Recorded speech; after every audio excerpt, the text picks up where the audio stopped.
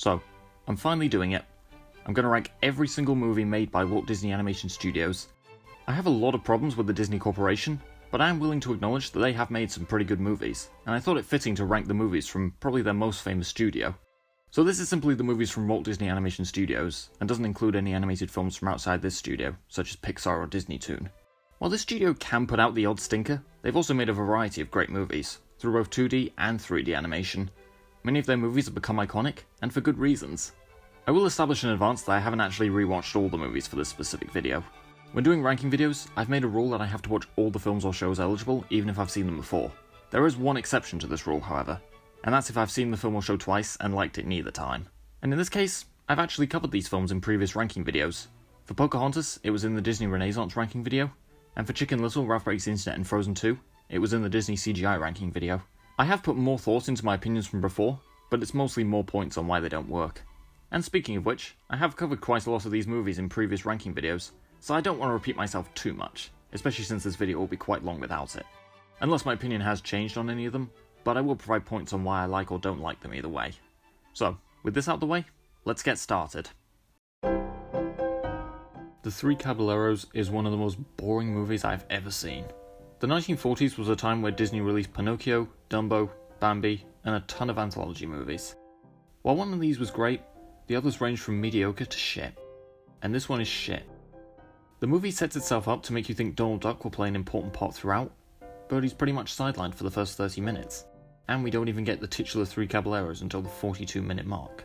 Then when he does become a major character in the movie, he basically just gets a feathery boner for lots of different women, leading to a bizarre scene in which he arrives on a beach and flirts with a ton of women. It also makes the Lay You're Loving Me song sequence in Mamma Mia look normal, and the characters just talk and talk endlessly. Characters, or the narrator, spell out practically every individual thing like it's an episode of fucking Peppa Pig or something. I suppose the combination of live action and animation looks good, especially for 1944, and the part with the train is potentially intriguing, but it ends before it can go further. And I think that's it for positives. It's an almost worthless experience that I have no plans to revisit. Another really boring anthology movie from Disney. I can't remember anything that happened in most of these segments, but I'll sum up the ones where I do have something to say. Bumble Boogie is okay, and has some creative visuals.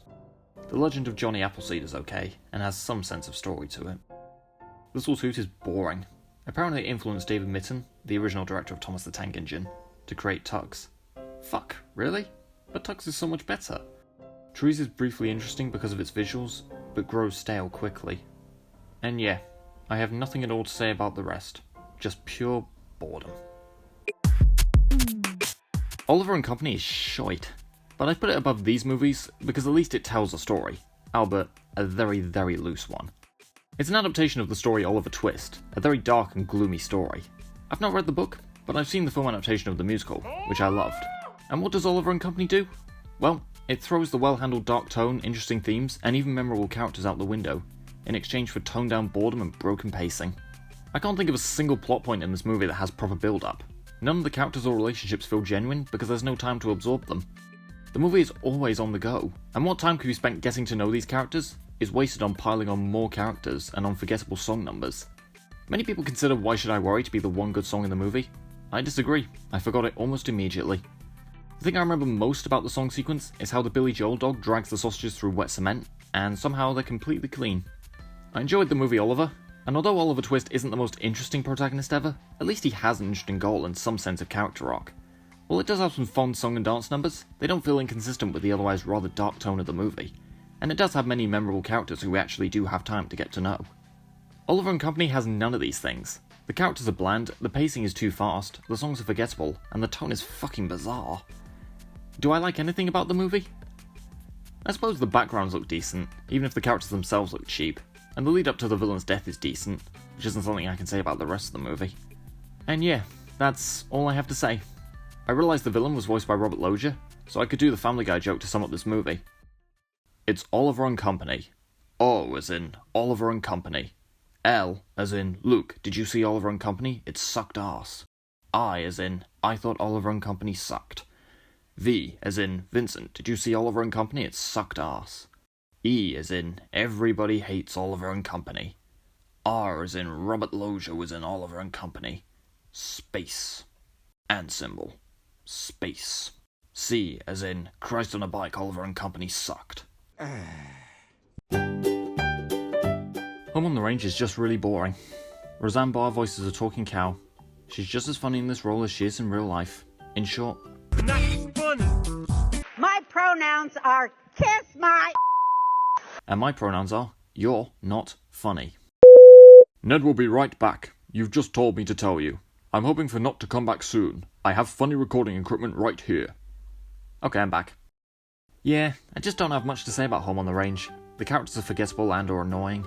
The jokes are shit, and the animation looks kind of cheap too. There's some decent songs, and one or two mildly funny jokes, but honestly, it's just a boring experience. Yep, I still hate this movie. Most of my opinion from my rewatch for the Disney CGI ranking has remained intact. The film is needlessly mean-spirited, the characters are unlikable, one-dimensional or both, the jokes, whether they be random cultural references or half-baked world building, are mostly unfunny. The soundtrack consists mostly of random pop songs, and the message is horribly executed. When people look at movies that try to replicate Shrek's style without understanding why it worked in that movie, Chicken Little is one of the main films that comes to mind for many. And yeah, Chicken Little is absolutely a Shrek wannabe.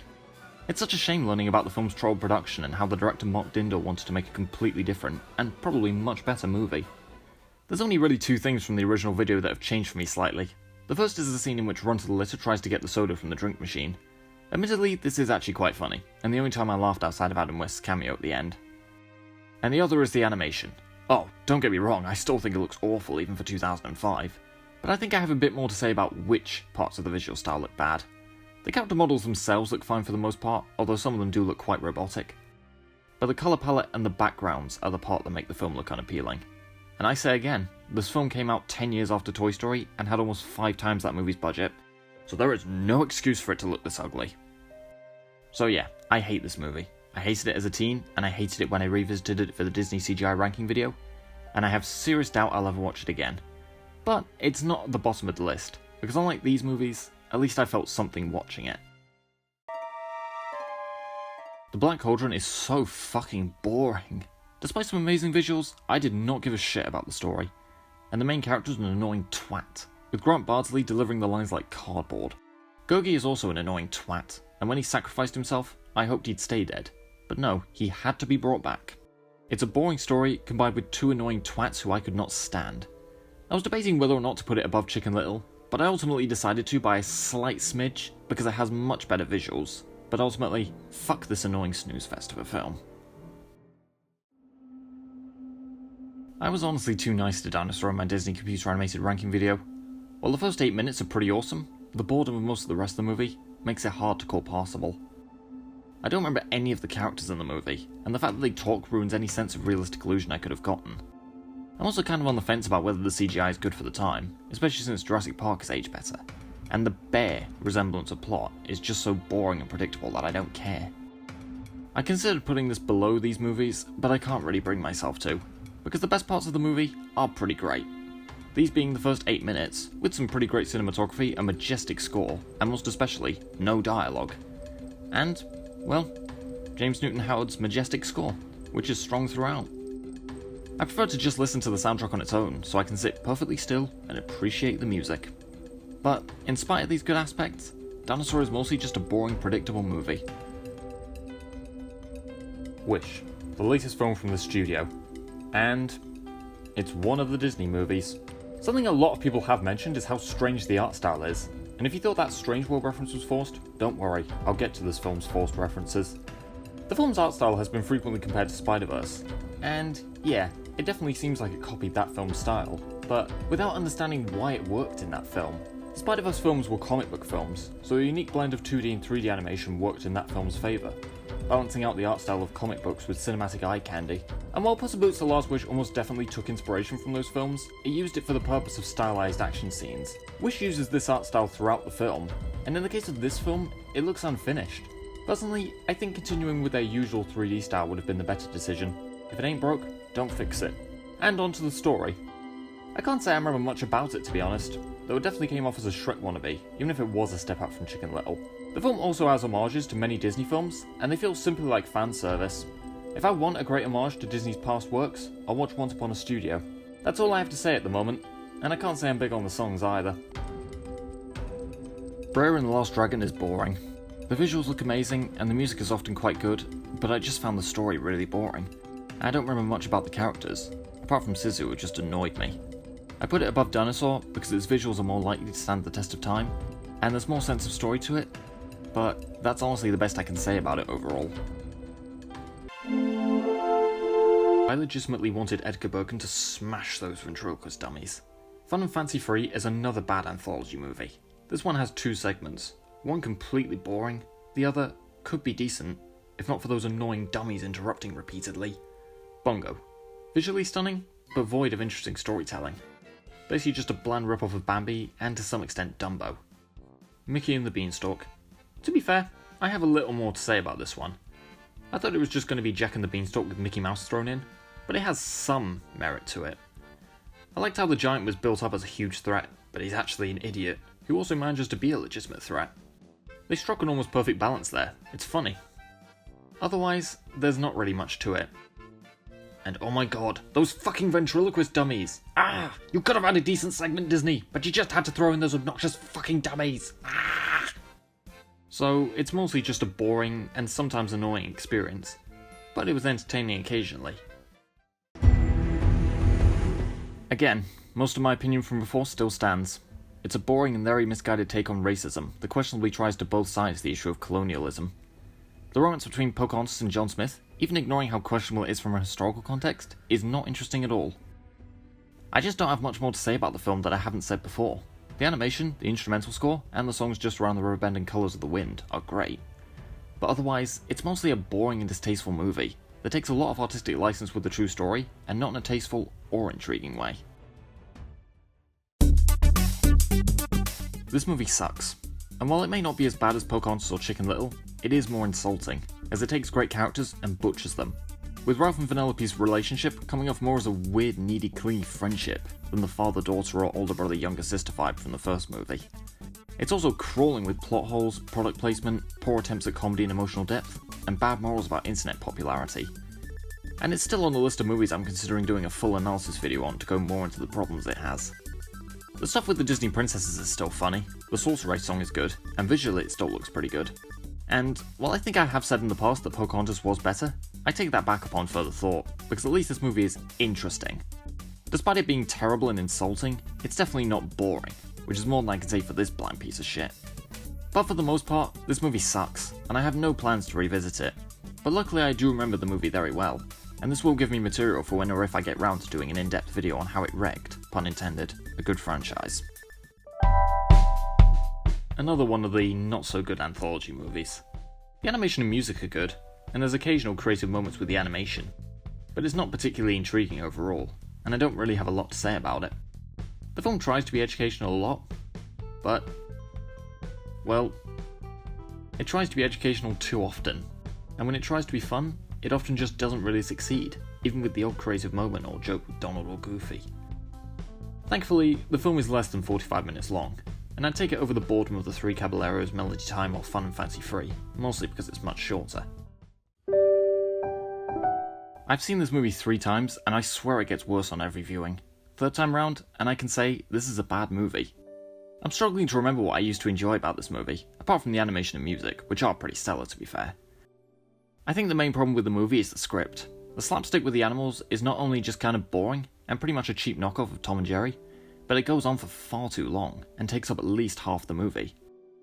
Then the other half, which actually focuses on Cinderella, you know, the titular role, basically leads to an outcome that Quentin Tarantino would almost definitely have a wet dream about. And it's not particularly interesting either. Cinderella and the Prince are both bland characters, and the latter is just a plot device. They spend so much time together at the ball, but he somehow doesn't learn her name before midnight. Also, if the slipper was a perfect fit, how did it slip off? And that's all I really have to say, to be honest. It's just kind of a boring movie, really. Visually stunning, but ultimately a style over substance movie. Lady and the Tramp had enjoyable moments, and yet, by the time it finished, I remembered very little about it. Mostly the spaghetti scene, and the scene with the horribly stereotypical Siamese cats, who never appear again afterwards.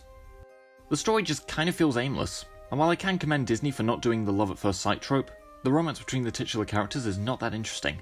She gets angry at him when discovering he's had multiple girlfriends before, but then it's resolved in the next scene. I'm not gonna lie, these kinds of cliches, whether they be the misunderstanding, the lie revealed, or the argument, are very hard to do well. Because if you have them reconcile in the next scene, it feels pointless. And if you have them go off before realising they were idiots and reconciling, it brings the film to a grinding halt, because you know it's going to happen. And thus, no tension is created from it. So, it's pointless either way. These cliches can be done well, but most times, they just aren't, and this film is unfortunately no exception. And the pacing is really off. The movie feels very slow for the most part. Oh shit! A rat! Only to then throw a lot into its last 10 minutes. I don't have much else to say. I'd say the animation was good, but at this point in writing out my thoughts, that's just kind of a predictable plus, even though it is one here. Pretty forgettable overall. The Sword and the Stone has a fun climax, and yet, just like Lady and the Tramp, the story feels kind of aimless. It seems from the beginning that it's about Arthur's journey to become king, but then it's just educational hijinks with Merlin, and then at the end, it's back to Arthur's journey to becoming king. You'd think that Merlin's education would help Arthur become the rightful king, but at the end, King Arthur realises he may not be cut out to be king, only for Merlin to appear and say he'll help him get there. So what was the point in all of that then? Are the educational hijinks fun? Not really. The fight between Merlin and Mim at the end is fun, but that's about it. You'd think Arthur might join the fight and get character development in learning what it would take for him to become king, but he doesn't. Don't have much more to say really, just kind of boring for the most part. Boy, this movie has not held up as I've gotten older.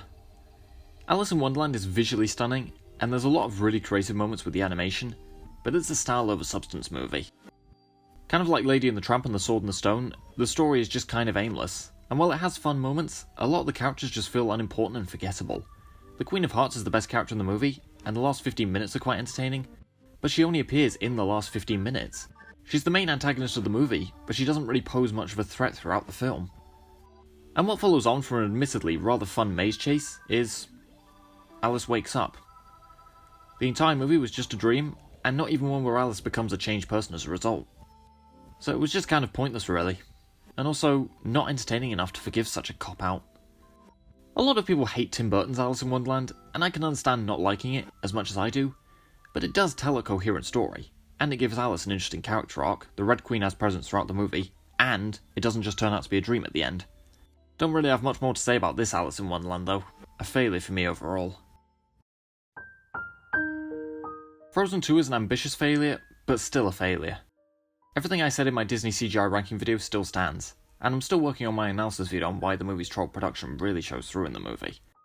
I can watch movies with a troll production but still consider them good, but if the troll production shows through in the film, like with Frozen 2, that's not a good sign. I know a lot of people who like Frozen 2, and I can understand why, and if you like the film, that's absolutely fine, but I just couldn't get into it. The story is full of plot holes, most of the characters are flanderized, the tone is a mess, and the ending is such a cop-out. There are things about the movie I hate, particularly Olaf, but I don't hate the movie as a whole. And if given more time to make, it could have been a good sequel, or even an Elsa spin-off, which I think would have been the better choice. Make Mine Music is... okay. Most of the segments are just kind of forgettable, but there are 3 good ones. All the Cats Join In features creative animation, even if it doesn't feel very cinematic. Two Silhouettes is visually stunning, and one I can actually imagine in Fantasia. Johnny Fedora and Alice Bluebonnet is probably the weakest of these 3, but still quite wholesome, and at times creative with the animation. And the rest are just kind of forgettable to be honest. It's possible, but not much more. And the last anthology movie of the 1940s makes its appearance, The Adventures of Ichabod and Mr. Toad. And, well, it's the best of the 6 consecutive anthology movies, but it's just okay overall. The Wind in the Willows segment is decent, and has some fun action. It's also interesting to see how much animation the Jungle Book recycled from this one. I'm guessing it's because animation is expensive and hard to do. The Sleepy Hollow segment is just kind of boring to be honest. There's some creative animation, especially with the Headless Horseman, but I legitimately forgot what the segment was about after I'd finished it. So it's... okay. But to say it's the best of the consecutive anthology movies isn't saying much, because they don't set the bar particularly high. Their first anthology film, however, we'll get to that masterpiece later. Never been particularly big on the Aristocats. Aristocats? Aristocrats? Oh wait, very different movie. It's okay, but not much more. I can understand why people like it, and it's mostly harmless, other than the obvious. Yikes. But it didn't do much for me. The songs are pretty forgettable, and the characters aren't much to write home about. There's some fun action scenes, particularly the final one, but as I said earlier, there's not much to write home about overall. As with my first viewing, just kind of meh. All my pros and cons from the Disney Renaissance rankings still stand, though I will add the music as another pro. Don't have much more to say beyond what's already been said, so moving on. I'm not a fan of Brother Bear. The animation looks great, and the beginning and ending are decent, but the middle section of the movie is just dull, with some rather forgettable and annoying characters, which is kind of sad when Rick Moranis is the voice of one of them. Phil Collins comes back to do the songs, and the use of songs has a similar problem to Tarzan, but to an even worse extent, with the quality of the songs going on a downward spiral. Once again, we have Coda singing the start of On My Way, only to then cut to Phil Collins singing. Then we get Welcome, which is a laughably whimsical song about a bear tribe. Then, most insultingly, it leads to a rather promising moment in which Kenai realizes he killed Coda's mother, and eventually confesses the truth. But you have the overly dramatic No Way Out playing over it, which ruins the tension. Why do Disney keep on having the characters sing what they say, only to then have Phil Collins interrupt? And in this case, unlike Tarzan, I don't think any of Collins' songs are particularly strong this time. Visually stunning, but void of interesting story, characters, or songs. It's kind of about a man. Oh man. Oh God. Oh man. Oh God. Oh man. Oh God. Oh man. Oh God. Oh man. Oh God. Strange World is a mixed bag. Jaeger is entertaining at times, the animation looks great, and having a queer main character is a step in the right direction for Disney. But it's not particularly noteworthy otherwise. The movie flopped at the box office, and I'm wondering if there's a specific reason for it. Is it because Disney refused to censor the LGBTQ+ references for release in other countries, which I absolutely support? Or did Disney not market it properly because it had a queer main character in it? But looking at the movie without its marketing, yeah, it's pretty mid-tier overall.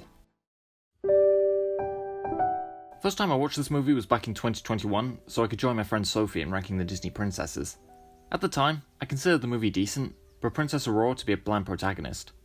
Aurora bored me. Alice, am I right? Rewatching it for this ranking video, she's still a bland protagonist, and the movie is a little worse overall. The visuals and music are great, Maleficent is a good villain, and the fairy godmothers are quite funny, including this hilariously savage exchange. It looks awful. That's because it's on you, dear. But they're not the focus of the movie. The focus of the movie is the bland Aurora and the bland Prince Philip, who, although he has more character than the princes in Snow White or Cinderella, is still not that interesting to me. The climax of the film, while visually striking, just feels like it's built on conveniences, in which Prince Philip either narrowly escapes one of Maleficent's traps, or something is resolved with the magic of the godmothers. And I don't have much more to say really. I rewatched Bolt for this ranking video, hoping I would change my opinion from the Disney CGI ranking and appreciate it as a good movie, but it became worse on this viewing. I still think the plot rings too similar to The Truman Show and Bolt's character arc to Buzz Lightyear in Toy Story, except that the logic behind the rules of the TV program make less sense than those of The Truman Show. They say they can't reshoot because it will ruin the illusion for Bolt, and in turn ruin the illusion for the viewer, but are you really telling me there's never been an electrical fault, or an actor making a mistake, or even a blackout? And it's hard to suspend my disbelief this far, considering that the movie does take itself quite seriously. Previously I did say I liked John Travolta as Bolt, but this time around, while he isn't terrible, I just don't think his voice fits the character. I remember Shea Frillis saying he believed Adam West would have been a better choice, and after hearing him say it, I agree. Could really up the light-hearted nature of the film. Bolt isn't a bad movie, and I can understand why people like it, but at this point, I don't feel the need to watch it again. The Great Mouse Detective is such a weird movie to me. While it does have a fun climax, and the concept behind the rivalry between the hero and the villain is kind of entertaining, the world building is so bizarre that it's hard not to gloss over. So, it's a movie consisting mostly of mice and rats, also cats and dogs in supporting roles, and most locations are ones made for rodents to access. Okay, but there's also human-sized locations and objects. Buckingham Palace has both an entry for humans and for mice, and no humans at the palace have questioned this. There seems to be a mouse Queen Victoria as well as a human one, and the climax involves a fight at the human-sized Big Ben. Not gonna lie, this movie might have worked if it was about humans discovering the existence of mouse-inhabited places, but despite plenty of human-sized building and objects, humans seem to be absent from the movie, and it's not quite off-the-wall insane enough for me to just laugh and gloss over. And this aspect is very oddly distracting. What do I think of the rest of the movie? Well, I like the stuff I mentioned at the beginning, but I don't have a lot to say otherwise. It's alright. Dumbo was a strange one. I like what the movie is building up, and I think the relationships Dumbo has with his mother and with Timothy are quite touching. The animation also looks great, and the song Baby Mine is very nice to listen to. Where the movie really suffers is with its pacing and coherence. The last 20 minutes feel like an absolute clusterfuck. The pink elephant scene is just too weird to enjoy even ironically. It adds nothing to the story, and it goes on for 5 minutes. And the scene in which Dumbo is given the feather to help him fly didn't feel fleshed out enough, especially since in the very next scene, he realizes he doesn't need it. The movie is just over 60 minutes long, and I feel like they should have put less of that runtime into the pink elephant scene, and more into the plot point about the feather. So, it's a decent movie, but not much more, and it's definitely not on the same level as the iconic Tom and Jerry short Jerry and Jumbo. Atlantis: The Lost Empire is pretty average. It has some quite interesting characters, and the world of Atlantis is quite an intriguing one, and my god does it look amazing. But all this is brought down by a predictable story and bland villain, and that's a shame, because if these things were fixed, this could be a good movie overall. Not bad, but far from Disney's best. Before I get onto the 7 out of 10 or higher films, I thought I'd take a brief moment to talk about their celebratory short, Once Upon a Studio, made to celebrate the studio's 100th anniversary. As people have said, it's a great short that comes off less as them showing off what they own, but more what they made. It features references to all their animated films, rather than just the most popular, and refrains from including characters from Pixar, Star Wars, Marvel, etc. It's essentially the anti-Ralph Breaks the Internet. They even utilise both 2D characters and 3D characters, rather than just one or the other. And the interactions between the characters are genuinely fun to watch. If Disney's going to keep milking all their pre-existing properties, they should consider doing a series of shorts showing more interactions between their characters, and or have them sing songs from each other's films. And with that, let's continue with the ranking. I didn't think much of The Rescuers the first time I saw it. It was a decent watch, but not much more. On rewatch, it's still not amazing, but I liked it a lot more. I still don't think the animation looks great, but the film does have a certain amount of charm and comfort to it. The titular rescuers are likeable characters, and I like how their romance is built up over the course of the movie without it hijacking their roles in the story. Penny is a likeable character as well, and I feel bad for her situation and root for her to find a family, even when her arsehole kidnapper tells her it won't happen. Seriously, fuck that woman. I also like how the characters being animals is worked into the story quite often, and it's fun seeing the local animals help Bernard, Bianca and Penny escape during the climax, as well as the rather wholesome ending in which the latter is hailed as a hero and finally adopted. The Rescuers is a good movie overall. Hercules is a good film. That's about it. Everything I said in my Renaissance ranking I stand by, and I mostly consider it good because of the song Go the Distance, the animation, the climax, and James Woods' vocal performance. Although, I do think Danny DeVito is funnier than I gave him credit for. I've now seen the film 3 times, and each time, I thought it was a good movie. Not up there with the best animated Disney movies by a long shot, but far better than a lot of their movies.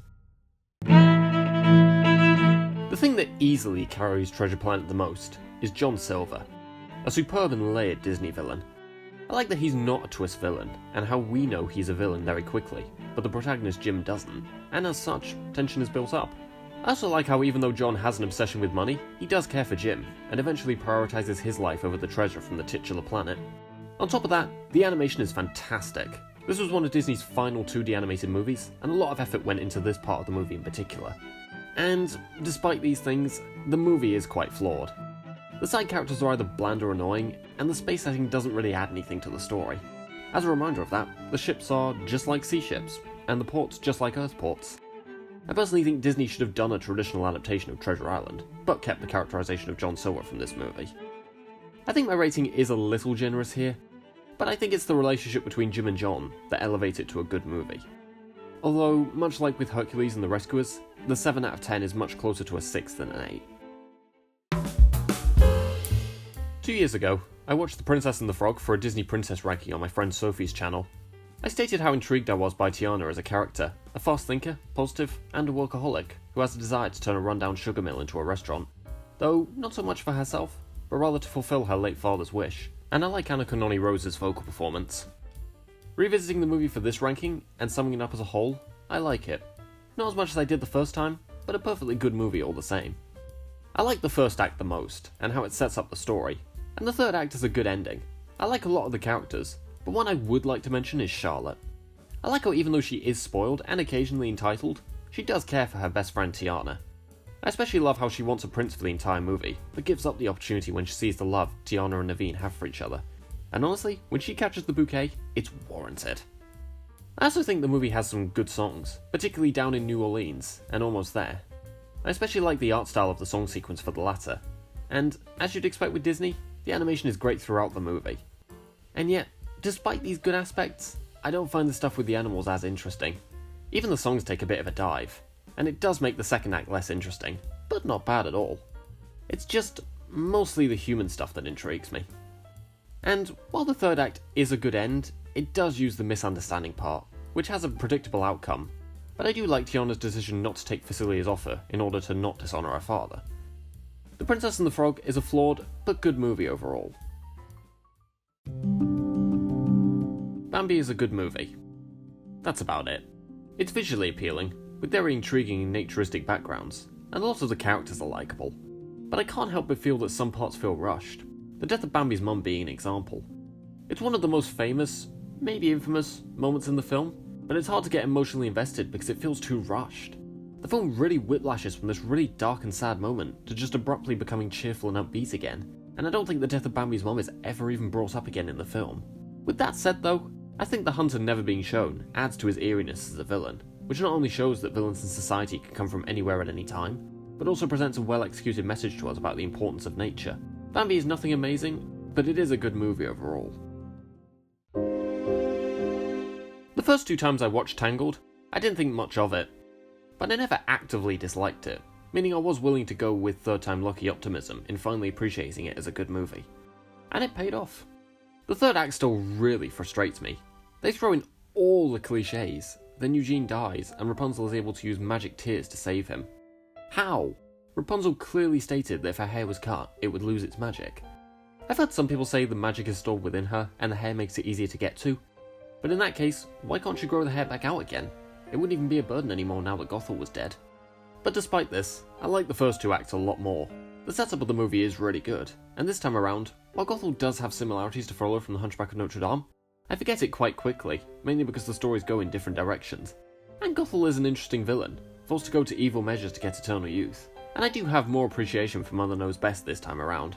The characters are also quite entertaining. Rapunzel and Eugene have funny and intriguing chemistry, and Maximus has a lot of humorous moments as well. And I still love the I See the Light song sequence, though I do have to question why Rapunzel's hair doesn't light up when she and Eugene sing to each other. I can now say that I do appreciate Tangled as a flawed, but overall good movie.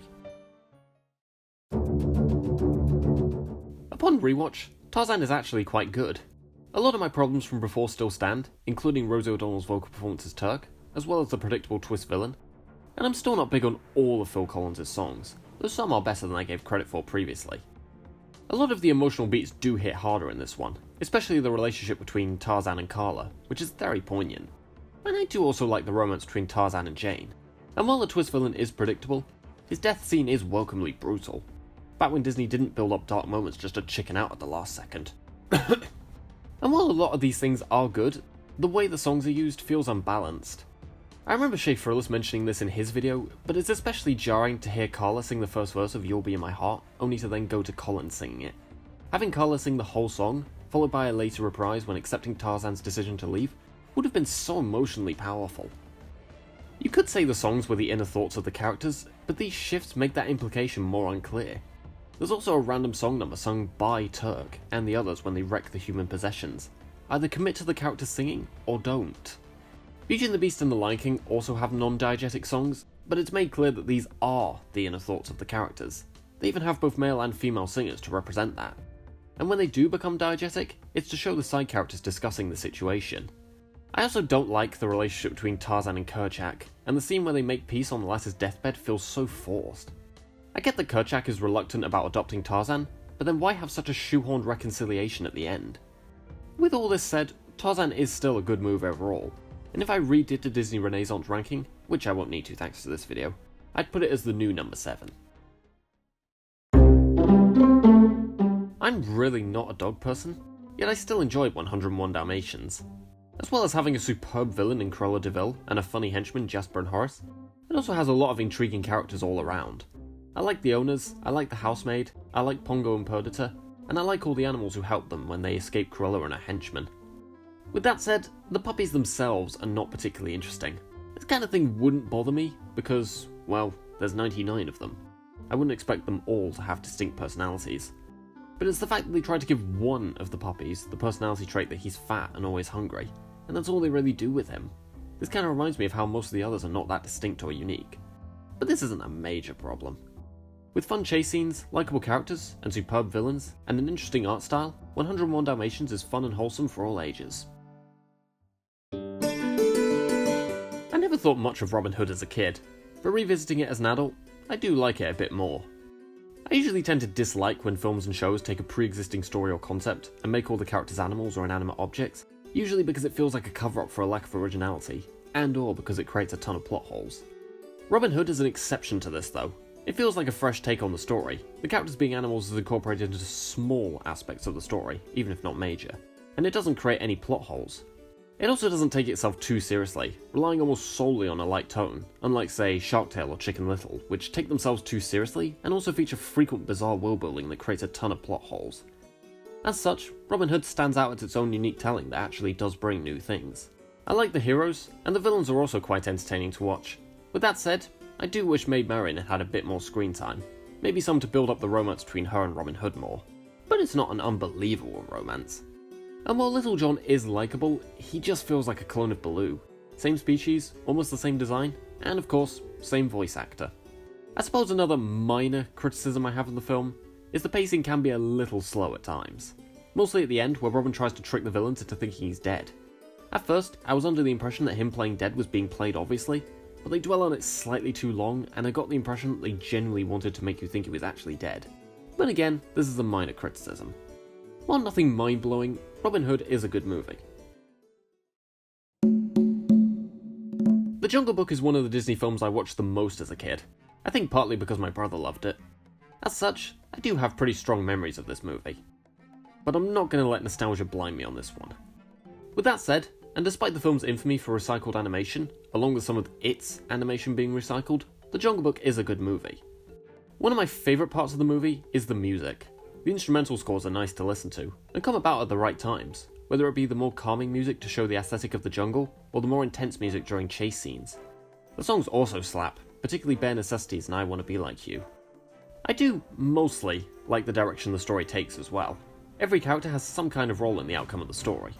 With that said, I do feel like Car's second scene in the film is unimportant, and it plays out the same way his first scene did, except that there, it was necessary to boost Mowgli's mindset that he could look out for himself.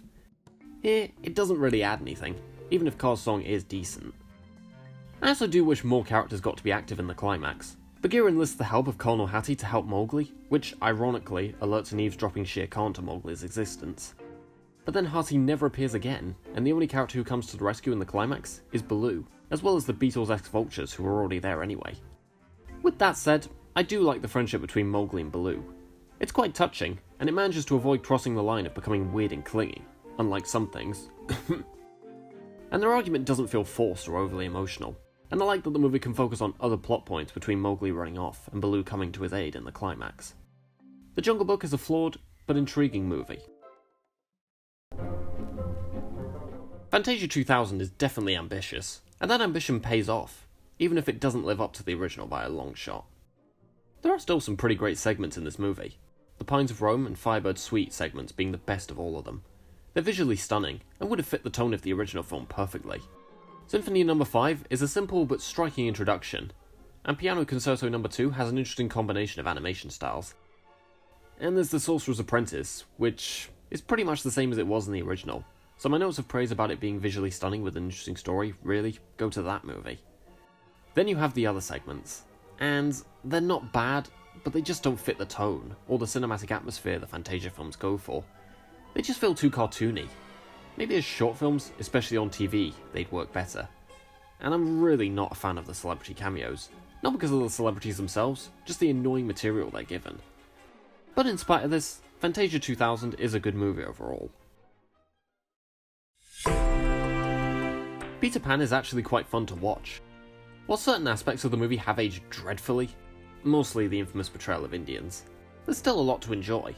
The animation, as usual for Disney, looks great. The music is also really good, and suits the atmosphere of the movie.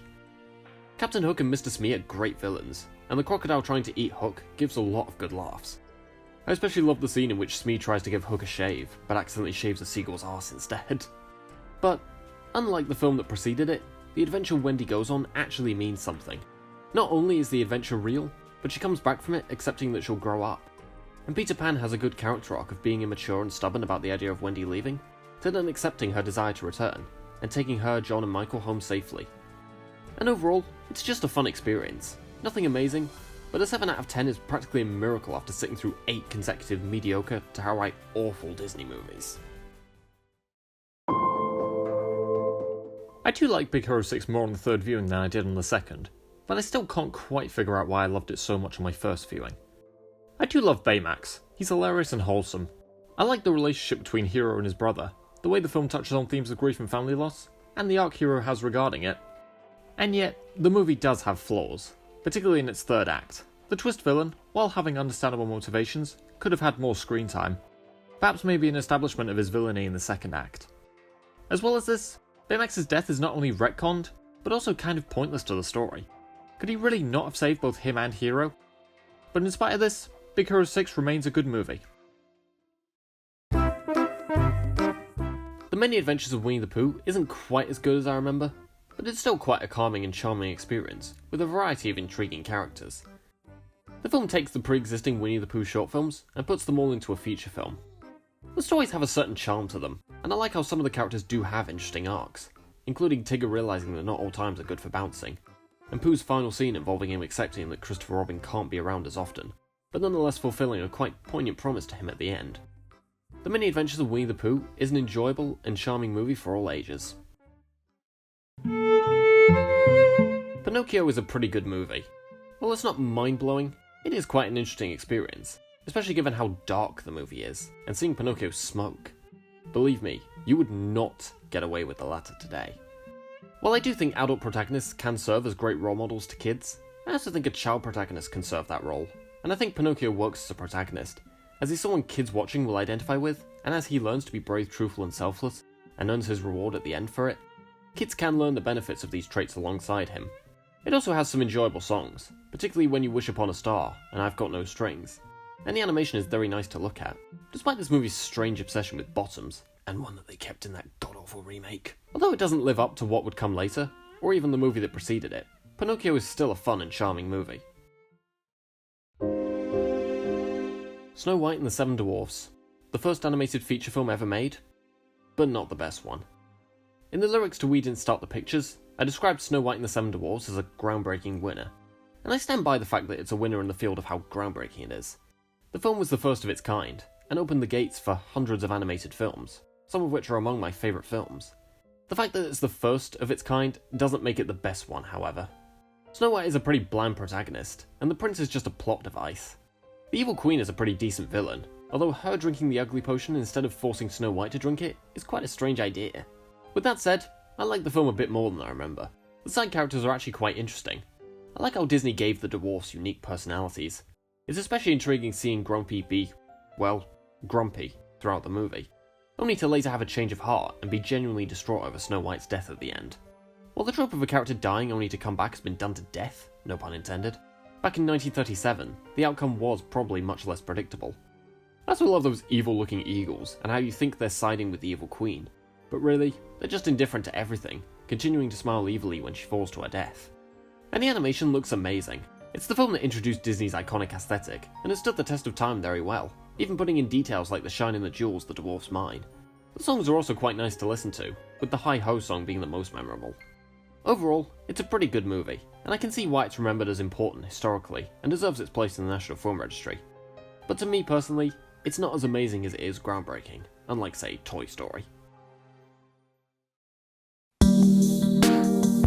Meet the Robinsons remains an underrated movie, and most of my thoughts from the Disney CGI ranking video remain intact.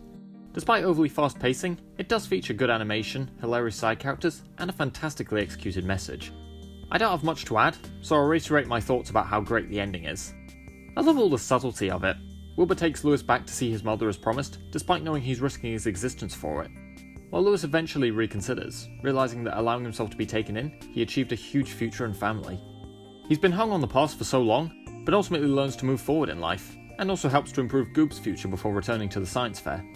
And when the businessman tells him he has a bright future ahead of him, he sees Lucille, Bud, and Franny standing in front of him, showing that his future is literally right in front of him. This is the definition of keep moving forward. Meet the Robinsons is still a flawed, but ambitious and intriguing movie. Winnie the Pooh is such a charming movie. It is more grounded in story structure than the many adventures, and I've heard some people say it's a little disjointed in terms of structure, but I disagree. There are 3 different storylines in the movie: Pooh looking for honey, Eeyore losing his tail, and everyone thinking Christopher Robin was kidnapped by a Baxan.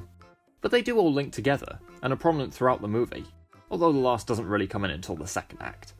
I've also heard people complain about the short runtime, but I honestly don't care that much.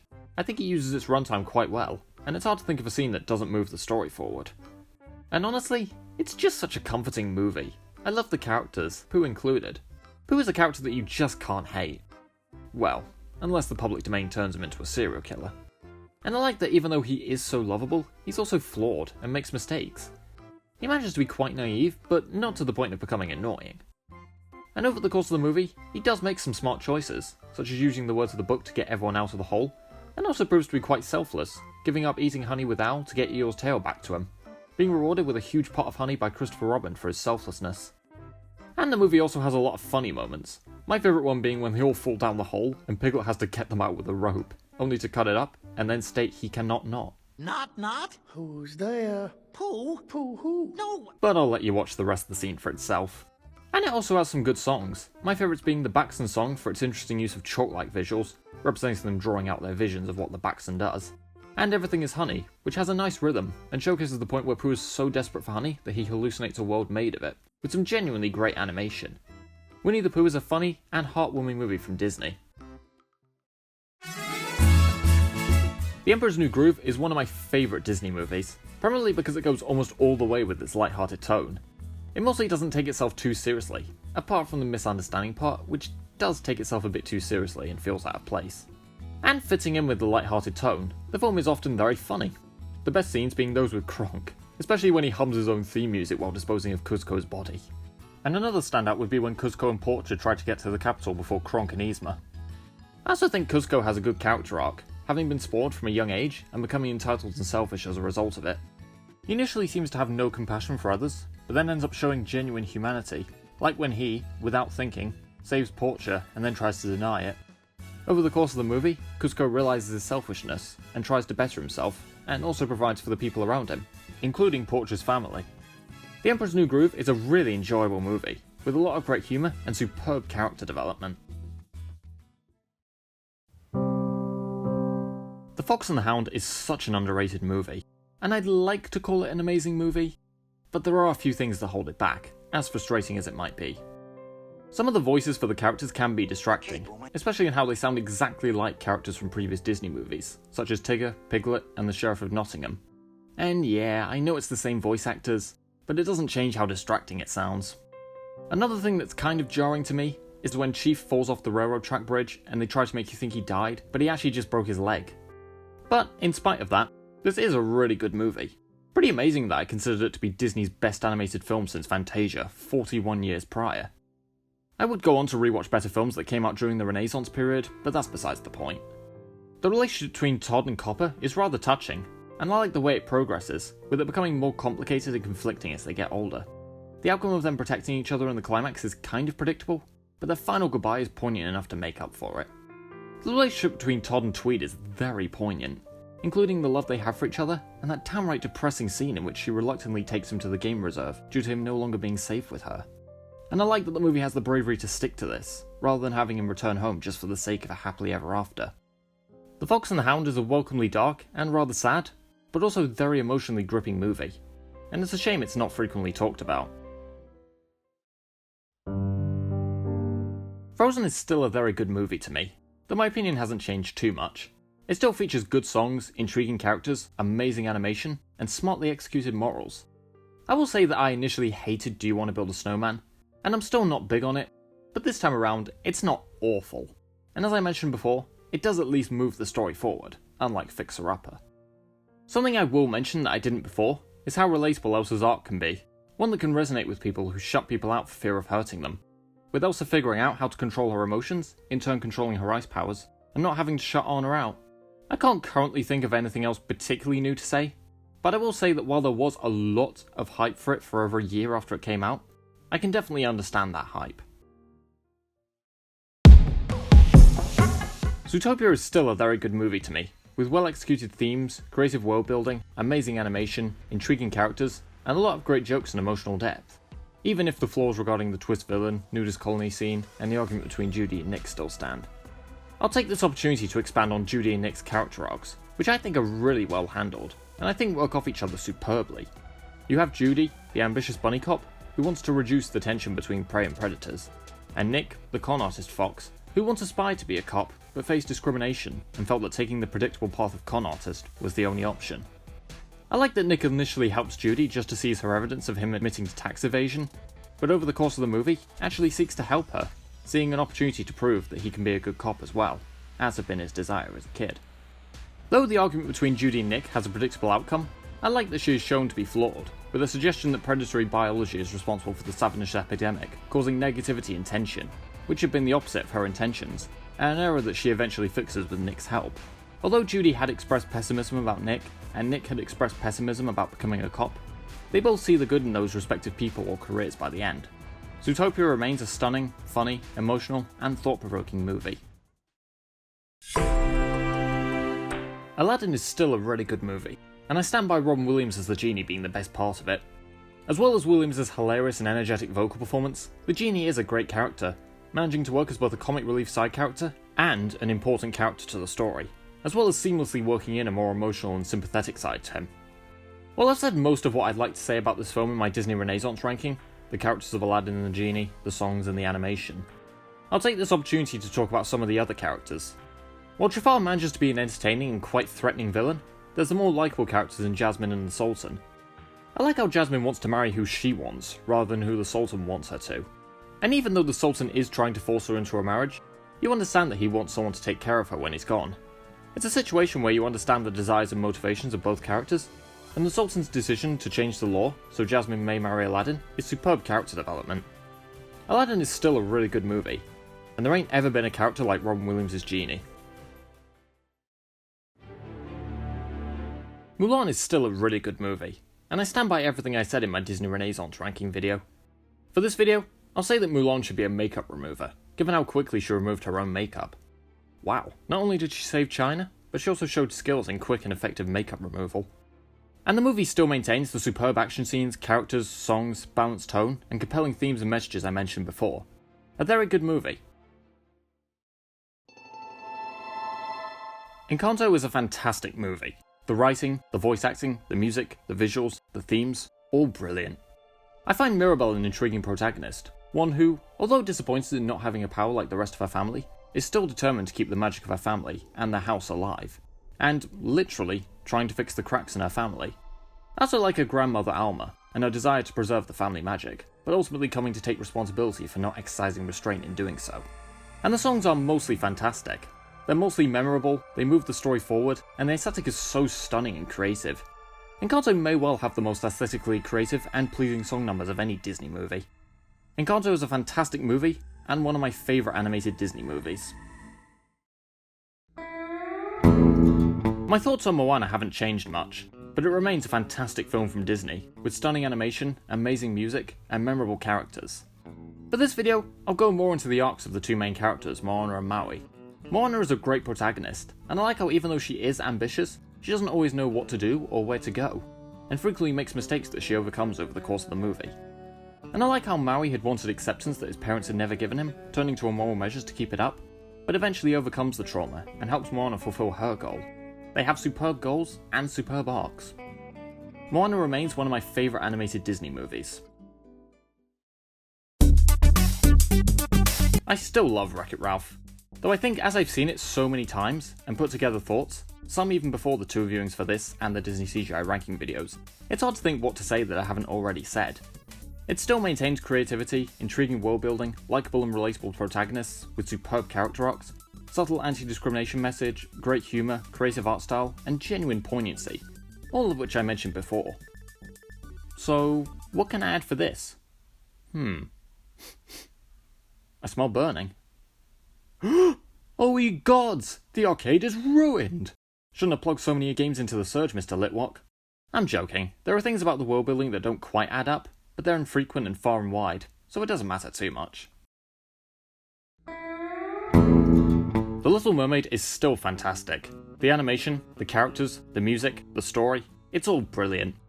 I don't really have much more to bring up that I didn't already mention in my Disney Renaissance ranking video, although I will add to my praise of the songs by saying I like the rhythm of the song Kiss the Girl and the way the scene is built up. But besides what I brought up here and in my Disney Renaissance ranking video, it's still a fantastic movie to me, and it's understandable why it kickstarted the Disney Renaissance. Most of what I said about The Hunchback of Notre Dame in my Renaissance ranking video still stands, although there is a much fatter margin between this film and The Lion King this time around. But I think rewatching The Lion King and The Hunchback of Notre Dame back to back has made me realise why the latter's tone feels so inconsistent. And it's because the dark moments in Hunchback go so hard. Not that I'm complaining, I'm glad there's a Disney film that would go that hard. And the light moments are so overly cartoony. That's why the tonal shifts are so jarring. The Lion King does go pretty hard in a lot of scenes too, and has comic relief as well, but it's not overly cartoony, especially when it does journey into more serious territory, and when they put jokes in between, they feel more natural, because they don't go too hard with the cartoony nature. As such, The Lion King can maintain a balanced tone in a way The Hunchback of Notre Dame couldn't. I said in my Renaissance ranking video that the gargoyles had some purpose to the story, though I'm not entirely sure about that. They only really take down the guards in the climax, something that Quasimodo also does. I don't find the gargoyles that annoying, but I do hate how they give Quasi false hope about winning Esmeralda, only for him to witness her kissing Phoebus. Gargoyles, you sadistic pricks, how could you? But my god, is the film amazing otherwise. It still maintains the compelling themes, fantastic music, and memorable characters that I've mentioned before. If not for the messy tone, it might be in the top 2 at least, but as is, it's a worthy number 5 spot. Fantasia might be the most timeless movie ever made. It takes a very promising concept of applying animation to classical pieces of music, and really delivers on that idea. While I do think some sequences are better than others, all of them are good at the very least, with Night on Bald Mountain teamed up with Ave Maria being my favourite one, with the dark visuals really assisting the great combination. This is one of those rare instances where it felt like Disney was leaning more towards the adult crowd than the kid crowd, but I think kids of a certain age can enjoy it too for its interesting colours and the presence of Mickey Mouse in the Sorcerer's Apprentice segment. At some point I should probably do a video where I rank every segment in both Fantasia films from worst to best. There's definitely something to say about each of them, even the weaker ones. But for now I'll say, Fantasia is a visually stunning and intriguing masterpiece that I'm praying will not be butchered by a live action remake.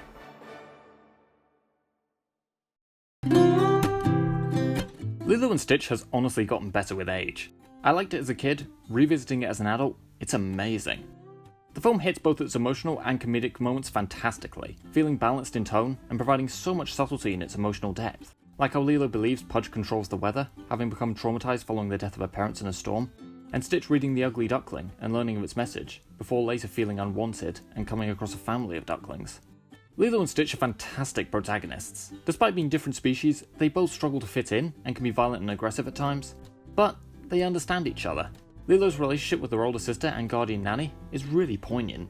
You can see that they love each other, as well as the stressfulness of their situation, in that Nanny has to take care of her, as well as trying to prove herself as a good guardian to a social worker, and later having to find a new job.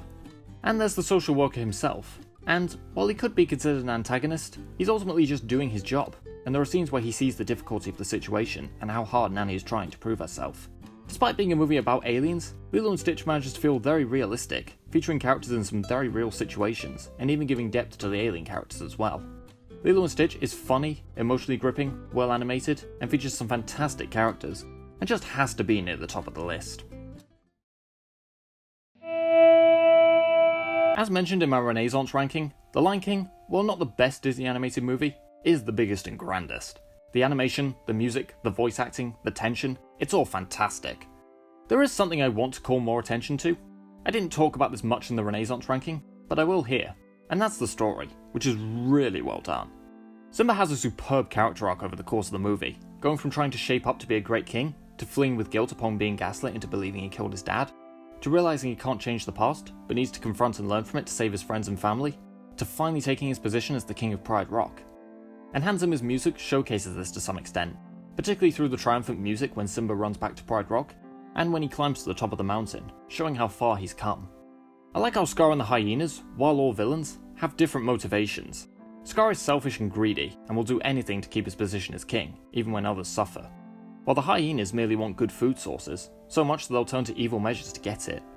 And to some extent, they both achieve their goal at some point. Scar kills Mufasa and sends Simba away and becomes king, which was his goal. And the hyenas, upon realizing his betrayal of them, eat him alive. I'm not entirely sure what happened to the hyenas, but there's a chance they burned in the fire, considering they don't reappear after that. So if that happened, you could say Scar and the hyenas both achieved their different goals, but ended up losing their lives in the process.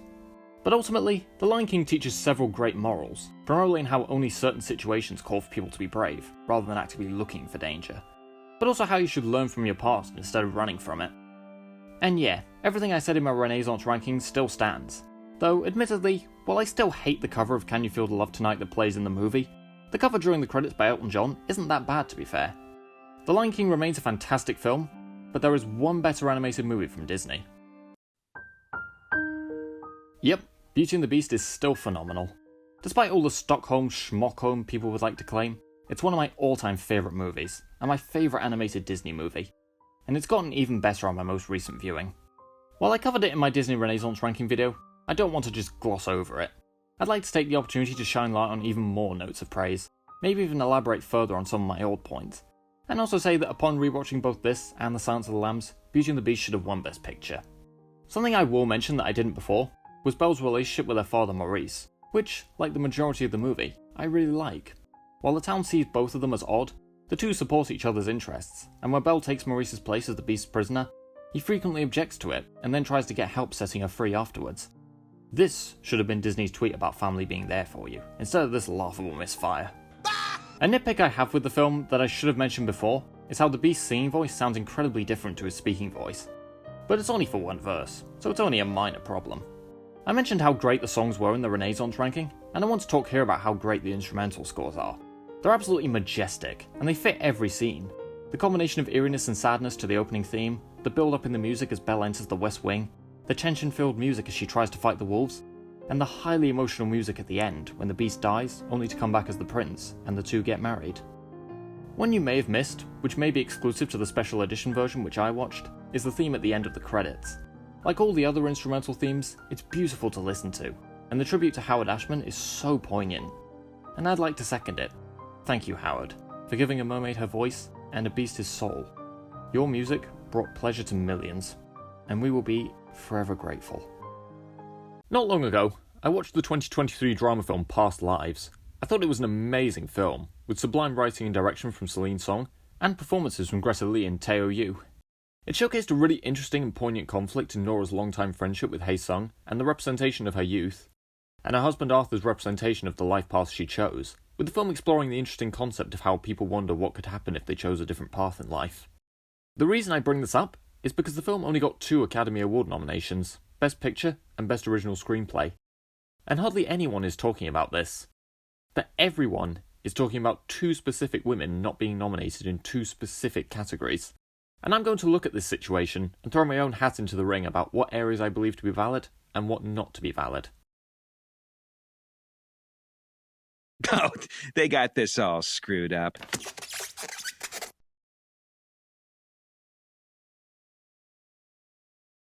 So, the 96th Academy Award nominations came out on the 23rd of January, and in the hours succeeding the announcement, people took to social media to express their thoughts. But the topic that broke the internet was regarding Barbie's nominations. As expected, Ryan Gosling was nominated for Best Supporting Actor for playing Ken. Margot Robbie, however, was not nominated for Best Actress. But do you want to know the funny part? People claimed that Ryan Gosling was nominated at the Oscars, but not Margot Robbie or Greta Gerwig, and called this ironic given that the film is about abolishing the patriarchy. So, does this claim have any weight? It is true that Margot Robbie was not nominated for Best Actress, and Greta Gerwig for Best Director. Saying they should have been nominated in these categories is one thing. To say that they received no nominations is simply not true, however. Robbie was nominated for Best Picture as one of the producers, while Gerwig was nominated for Best Adapted Screenplay, something that most people seem to ignore, either because they don't care enough to read into it, or because they don't regard being a producer or a screenwriter as proper careers, which if the case is really dismissive, honestly. The one that makes even less sense to criticise, however, is Margot Robbie's snub as quote-unquote sexist. And there are many reasons for this. First of all, she wasn't snubbed in favour of Ryan Gosling. They competed in different categories, him in Best Supporting Actor and her in Best Actress. Secondly, she was snubbed for Best Actress, a category for which men cannot be nominated. And frankly, some of the responses have been quite belittling. In particular, these ones from Mary McNamara. If only Barbie had done a little time as a sex worker, or barely survived becoming the next victim in a mass murder plot, or stood accused of shoving Ken out the dream house's top window. These are all references to the characters the Best Actress nominees played, and not only is this disrespectful to the nominees, but considering that the middle one is a reference to Lily Gladstone's role in Killers of the Flower Moon, in which they played real-life Osage woman Molly Kyle, who survived the Osage Indian murders, it comes off as disrespectful not just to the victims, but also the survivors. Apparently no one in the Academy was actually listening when Ferrera's Gloria delivered her now famous monologue about why it feels impossible to be a woman. I mean, that's a bold claim given that they did nominate America Ferrera for Best Supporting Actress for that monologue. Gerwig was nominated, alongside her husband Noah Baumbach, for Adapted Screenplay, but the irony of her being snubbed again for directing the film that featured that scene is breathtaking. I agree that Gerwig should have been nominated for Best Director, and it is good that McNamara acknowledged her screenplay nomination, but she would also be more likely to get that one, given that there are 2 screenplay categories and only 1 directing category. But on the topic of Lily Gladstone and America Ferrera being overshadowed, so while everyone is talking about Robbie's snub for Best Actress and Gerwig's snub for Best Director, there are various achievements, including milestones, and snubs that are being overshadowed in favour of these. The main one, and one of the only 2 that are getting some recognition, is Lily Gladstone's nomination for Best Actress for Killers of the Flower Moon, making them not only the first Native American to be nominated for the award, but also the first out non-binary person to be nominated for an Oscar in any category. While there have been non-binary Oscar winners and nominees in the past, including Sam Smith and Elliot Page, they were not out as non-binary at the time of their nominations. Lily Gladstone, however, was. This means that for the first time in history, the Academy have knowingly nominated a non-binary person, and as a non-binary person myself, I see this as a win. However, there is an area in this situation that I feel I need to address, and I will come back to this later. As mentioned earlier, Latino actress America Ferrera was nominated for Best Supporting Actress for Barbie, which has been similarly overshadowed, and very few people have called attention to her achievement. And then there's the other 5 actors of colour who have been recognised: Danielle Brooks in The Colour Purple, Sterling K. Brown and Jeffrey Wright in American Fiction, Coleman Domingo in Rustin, who was also out as gay, and Davine Joy Randolph in The Holdovers. But again, these nominations have been overshadowed by 2 white women not being nominated in 2 specific categories. And then there's the film Past Lives, which hardly anyone is talking about. It received nominations for Best Picture and Best Original Screenplay, and nothing else. So while Celine's song was nominated for Best Original Screenplay, much like Greta Gerwig, she received no other nominations. And leading actors Greta Lee and Teo Yu were not nominated at all, but hardly anyone is saying that they were snubbed. Greta Gerwig and Margot Robbie miss out on Best Director and Best Actress, and people claim they got no nominations whatsoever, while Greta Lee and Teo Yu do get no nominations whatsoever, and no one bats an eye. There seems to be a pattern here, doesn't there? Categories being dominated by white people has been an issue since the beginning of the Oscars. At the 87th and 88th ceremonies, every acting nominee was white. And while criticising this is valid, it comes off as hypocritical to then overshadow the nominations of actors of colour, in favour of complaining about one white actress not getting one. There is a flip side to some of this, however, and some of this stems from a lack of diversity in not just award shows, but also the film industry in general, and this leads to the last part of the video. While I have been addressing my frustration with how people have complained about a white woman not being nominated in a category for which men cannot be nominated, I want to clarify that this video is not made to undermine the talent of white women, or white people in general. Mainly because I think that's a bit of a shitty thing to do, but also because it's not the solution to one of the main problems that the film industry in general is facing at the moment. While it is ridiculous to claim that Greta Gerwig got no nominations for Barbie, it is valid to be upset about her not being nominated for Best Director. Ever since the start of the Academy Awards, the Best Director category, along with most non-gender categories, has been dominated by men. And the number of times a woman has been nominated for Best Director in the category's history currently sits at just 9. With 2 nominations for Jane Campion, and one each for Lena Wertmuller, Sofia Coppola, Catherine Bigelow, Greta Gerwig, Chloe Zhao, Emerald Fennell, and Justine Triet, whose nomination this year has also been overshadowed by the outrage of Greta Gerwig's Best Director snub. Of these 9 nominations, Catherine Bigelow, Chloe Zhao, and Jane Campion have each won once. Coming back to Lily Gladstone's nomination, while an out non-binary person getting an Oscar nomination for the first time is a win, the Best Actress category isn't the best one for them to be nominated in. There's been a wide discussion about whether gendered acting categories should be abolished, and as a non-binary person, it's one where I can understand both sides of the argument. On one hand, gender-neutral categories are good for allowing non-binary actors to be recognised for their acting talents without being misgendered. On the other hand, as mentioned previously, most non-gender categories are dominated by men, which would likely end up being the case if the acting categories were merged into one. I think the solution to this problem would be to keep the gender categories and introduce a new category, or categories, for non-binary actors, thus allowing non-binary actors to get recognised without being misgendered, and actresses to get recognition without fear of being outnumbered by male actors. And while the Academy, and most award shows, have been pretty bad at diverse representation, I don't just think they're to blame for the lack of recognitions for films made by women, people of colour, and LGBTQ+ people. Much of the problem is the film industry not giving these people enough work. For all the talent of a lot of straight white men out there, and a fair number of them using their privilege to give these people opportunities, they are much more hired. And, much like what happens at the end of Barbie, I think the playing field needs to be levelled, to allow everyone the same opportunities, regardless of gender, ethnicity, or sexuality. But also in some cases, allow certain groups of people to tell their own stories, which can not only open the doors for them more, but also allow a story to be told from a more informed point of view. Tom Ford's fantastic insight into how difficult being gay was, and still is, in A Single Man. Jordan Peele's amazing satire of racism in Get Out, and Patricia Cardozo's phenomenal message of encouraging women to love their bodies and real women have curves. While the industry is making small steps in becoming more diverse, we are not at the point of it being fully diverse yet, and as such, shining a light on the work of minority groups and showcasing their talent is important, as this will hopefully help to level the playing field and thus allow equal opportunities for everyone.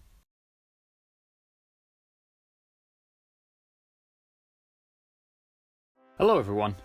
I'm now making a new series of videos talking about controversial movies. This will consist of movies that have caused discussion due to their content and or their production, and me determining whether this is warranted, or at the very least, understandable. For these videos, I will be setting out a structure for each segment. 1. Why is the movie controversial? 2. Is the controversy understandable and or warranted? 3. What do I think of the movie as a whole? And 4. Is it worth watching? So it won't just be a summary of the controversy. I will also be providing my own opinion on the movie, and also whether or not I believe it to be worth watching. But keep in mind, aside from the first segments, these videos are just my opinion. You're allowed to disagree with them. You may believe the controversy is warranted when I don't, or not warranted when I do. You may not like a movie I do, or like a movie I don't, and all these are perfectly fine. And since a lot of these movies are controversial for disturbing topics, you may want to click on another video if the topics mentioned in the opening of each video are triggering for you, as I'm not going to sugarcoat anything. Doing so would defeat the purpose of the video. I will censor explicit content as to not run into any trouble with YouTube censors, but I won't censor discussion of the topics themselves. So, let's start this series with Stanley Kubrick's 1971 dystopian crime film, Clockwork Orange.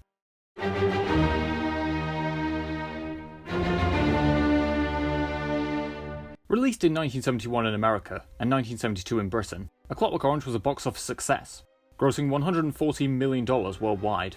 It was also the most popular film of 1972 in France, with over 7 million admissions. Despite its financial success and recognition at several award shows, A Clockwork Orange polarised critics and was highly controversial due to its graphic violence. In its USA original release in 1972, A Clockwork Orange was given an X rating. After Kubrick removed 30 seconds of sexually explicit footage, the re-release was given an R rating. New Yorker film critic Pauline Kael called the film pornographic because of how it dehumanized Alex's victims while highlighting his suffering. She also noted the extended scene in which Billy Boy's gang strip and rape a woman, claiming it was included to arouse the audience. In countries such as Ireland, Singapore, South Africa, South Korea, Brazil, Malta, and the Canadian provinces of Alberta and Nova Scotia, the film was banned either immediately or shortly after release, but eventually released in cinemas years to decades later. In Brazil, it was released in 1978 as a version with black dots covering the genitals and breasts of the actors in nude scenes. And in South Africa, it was released in 1984 with one cut. In Malta, the film was unbanned in 2000 and shown in local cinemas. The film was brought up during the investigation on the rape and murder of Paulina Demska in 2022, when the accused attacker compared himself to Alex. But the most notable and notorious controversy surrounding the film was in Britain, where, despite the film being released uncut in 1971, the authorities considered the film's sexual violence extreme. In March 1972, the film was accused of influencing a 14-year-old boy to kill a classmate. It was also accused of influencing a 16-year-old boy to murder an elderly homeless person. The boy pleaded guilty after telling police that friends have told him of the film, and the beating up of an old boy like this one. Roger Gray, for the defence, told the court that the link between this crime and sensational literature, particularly A Clockwork Orange, is established beyond reasonable doubt. The film was also blamed for a rape, in which the attacker's son Singing in the Rain is singing in the rape. Following his family receiving death threats and protesters outside their home, Kubrick asked Warner Bros. To withdraw the film from British release. He stated, "To try and fasten any responsibility on art as the cause of life seems to me to put the case the wrong way round. Art consists of reshaping life, but it does not create life, nor cause life. Furthermore, to attribute powerful suggestive qualities to a film is at odds with the scientifically accepted view that, even after deep hypnosis, in a post-hypnotic state, people cannot be made to do things which are at odds with their natures." From then until Kubrick's death in 1999, the film was very difficult to watch in the UK. In 1993, then Cinema Scala was successfully sued by Warner Bros. For an unauthorised screening of the film, and went bankrupt as a result, later being turned into a nightclub. The same year, Channel 4 broadcast an episode of Without Walls, titled Forbidden Fruit, which was a documentary about the film's withdrawal in Britain, in which its host, Tony Parsons, travelled to Paris to see the film. After Kubrick's death in 1999, the film was re-released theatrically, on VHS, and on DVD, and has remained legal ever since. So, what's my opinion of the controversy?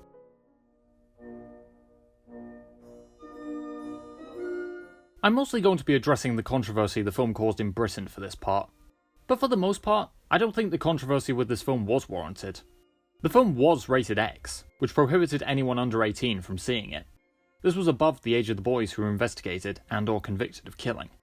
I can understand not initially wanting to release the film on physical media.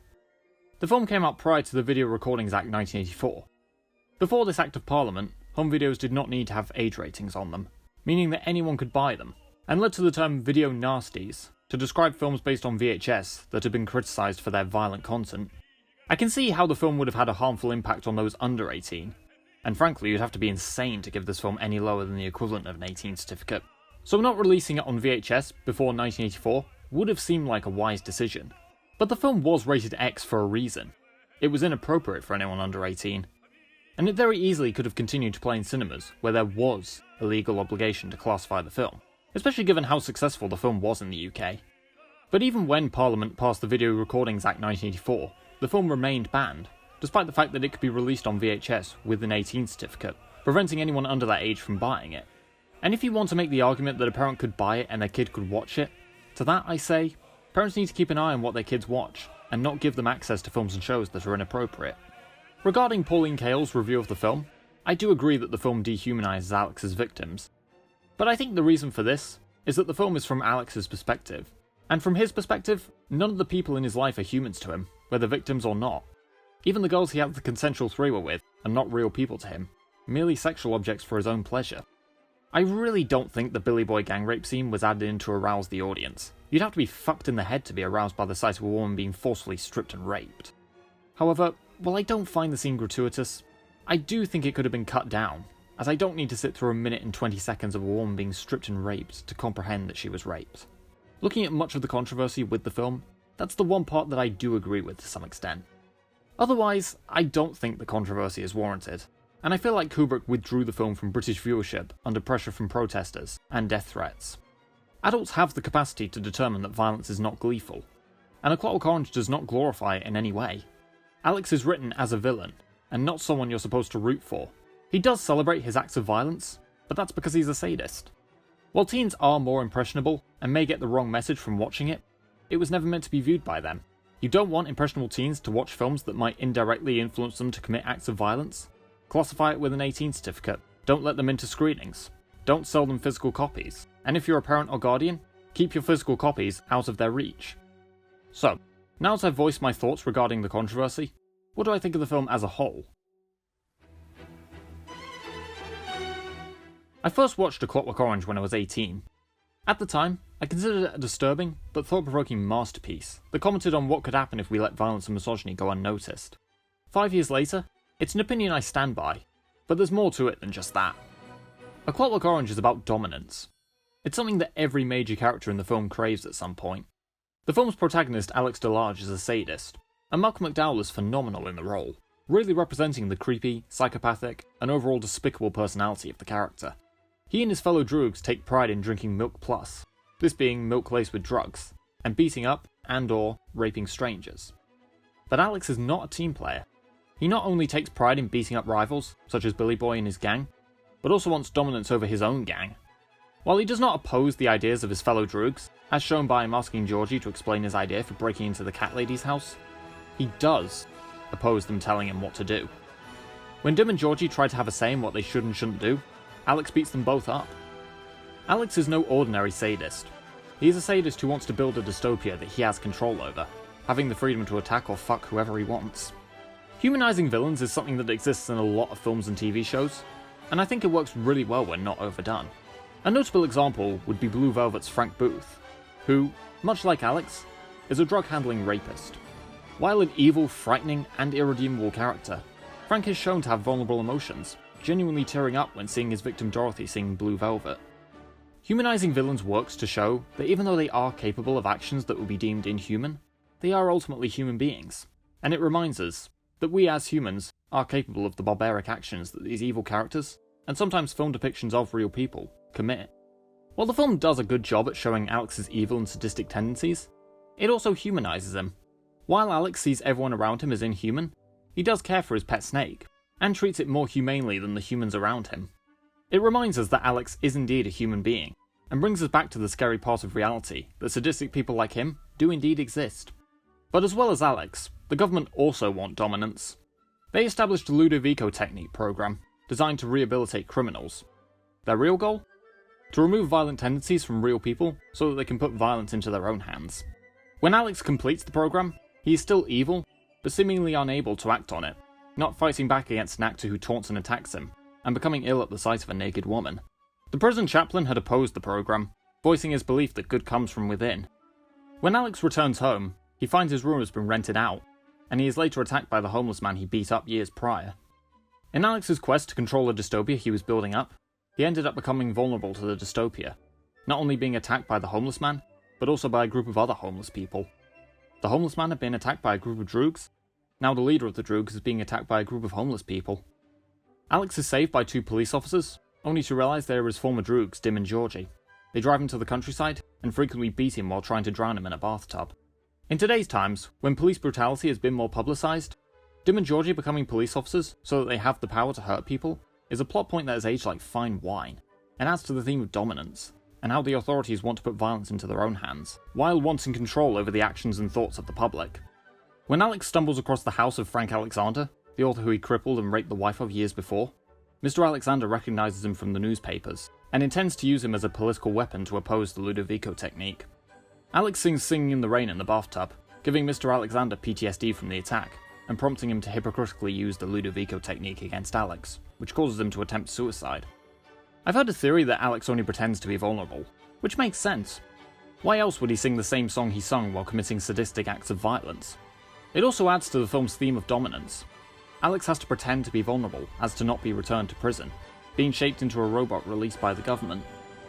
The government institutionalized Mr. Alexander following this, and the minister, not wanting to risk losing his credibility, offers Alex a job, provided that Alex cooperates with his election campaign.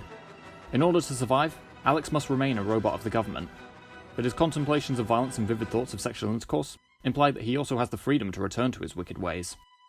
While not becoming the dictator of a dystopia like he'd hoped, he will maintain some dominance and be able to act on his sadistic thoughts, albeit being beneath the government's dominance. Released over 5 decades ago, A Clockwork Orange is what I would describe as a warning for the future. A warning about dominance and the different people that seek it. A warning about how criminals cannot necessarily be rehabilitated. A warning about how we should pay close mind to the ideologies of politicians in case they were to find their way to the highest authority levels and use their position to inflict dominance and try to silence those who try to expose them. So, with all this said, let's go on to the final question regarding this piece of controversial cinema. Oh, that's why they call it that. A Clockwork Orange is definitely not for everyone, and certainly not for under 18s. That said, if you're over 18 and comfortable with graphic and/or disturbing content, I would strongly recommend this movie. It's a highly unpleasant, but also very interesting film, and a superb commentary on dominance and abuse of power. I've thought strongly of it ever since I saw it, and hopefully, you will too. Well, here's another Best Picture ranking video. This time, I'll be covering the 2000s winners. As with before, I haven't seen all of the 2000 nominees, but this is just a ranking of the winners, and my opinions on whether the winners deserve to win is based on the films I have seen from their respective years. Here's a list of the nominees I have not seen. So, let's get started. Boy, people weren't kidding when they said Brokeback Mountain was a far superior movie. Crash is such a misguided mess of a film. I liked the movie when I was younger, and even included it in the lyrics of my We Didn't Start the Pictures music video. But believe me, I will not be including it in the new version. Crash reminds me a little bit of Pocahontas, in how both films seem like they're trying to shine a light on racial issues, but do a horrible job at it. I do think Crash is a little better, but that's not saying much. The movie is not 100% awful. There are two scenes that I think work quite well. One is the scene in which John Ryan saves Christine, who he previously molested, from a burning car. Although she is understandably hesitant due to how he behaved previously, he eventually does manage to set her free. It's quite a thought-provoking and tension-filled scene, and it makes you wonder if John does earn redemption through doing it or not. The other is the scene in which Daniel is almost shot by Farhad, but his daughter runs into his arms just beforehand, and he tearfully and frantically checks her for bullet wounds, only to discover she's okay. Adding on from the somewhat intriguing relationship the two have, it does have quite a lot of tension to it, and it is reassuring when we find out she actually survived. Mostly because of these two scenes, some good performances from Don Cheadle, Matt Dillon and Tandy Way Newton, and some genuinely quite good editing, I can ultimately put it above Dances with Wolves and Unforgiven, but that in no way qualifies as a recommendation. The film is very unsubtle and misguided in its approach to racism. From the beginning, you have black friends Anthony and Peter talking about the racism they experience, only to then hold Gene and Rick at gunpoint and steal their car. They do the same thing later on in the movie, only this time it's owned by Cameron. The film doesn't even really address any sub-themes of racism, or have an insightful commentary on racism. And it's full of one-dimensional characters who I barely remember anything about. Sandra Bullock plays Jean, whose car is robbed, and who near the end of the movie falls down the stairs. Bullock isn't terrible in the role, but she really isn't given an interesting character to work with, and as a result, her performance, though through no fault of her own, gets bogged down. Many people say Brokeback Mountain should have won Best Picture over this movie, and while I do love Brokeback Mountain, and I agree it was way better than this misfire, an opinion I have always had, I would have given it to Syriana, a very intriguing thriller with a fantastic performance from George Clooney. The best part of No Country for Old Men is easily Javier Bardem as the villain. He genuinely brings a chilling and/or threatening presence to every scene he's in, and the fact that he rarely emotes adds to that chilling nature. As shown by performances like this, and Kevin Spacey's performance in Seven, it works much better with villains than with heroes. But is the movie as a whole deserving of the Best Picture Oscar?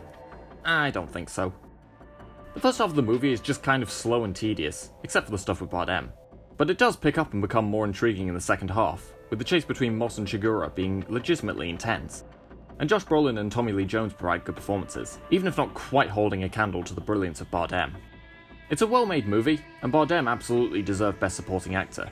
But of the Best Picture nominees I've seen from 2007, I'd put it between the brilliance of Juno and the, in my opinion, boredom of There Will Be Blood, even with Daniel Day-Lewis's fantastic performance. And yet, I don't think Juno is the best film of 2007 either.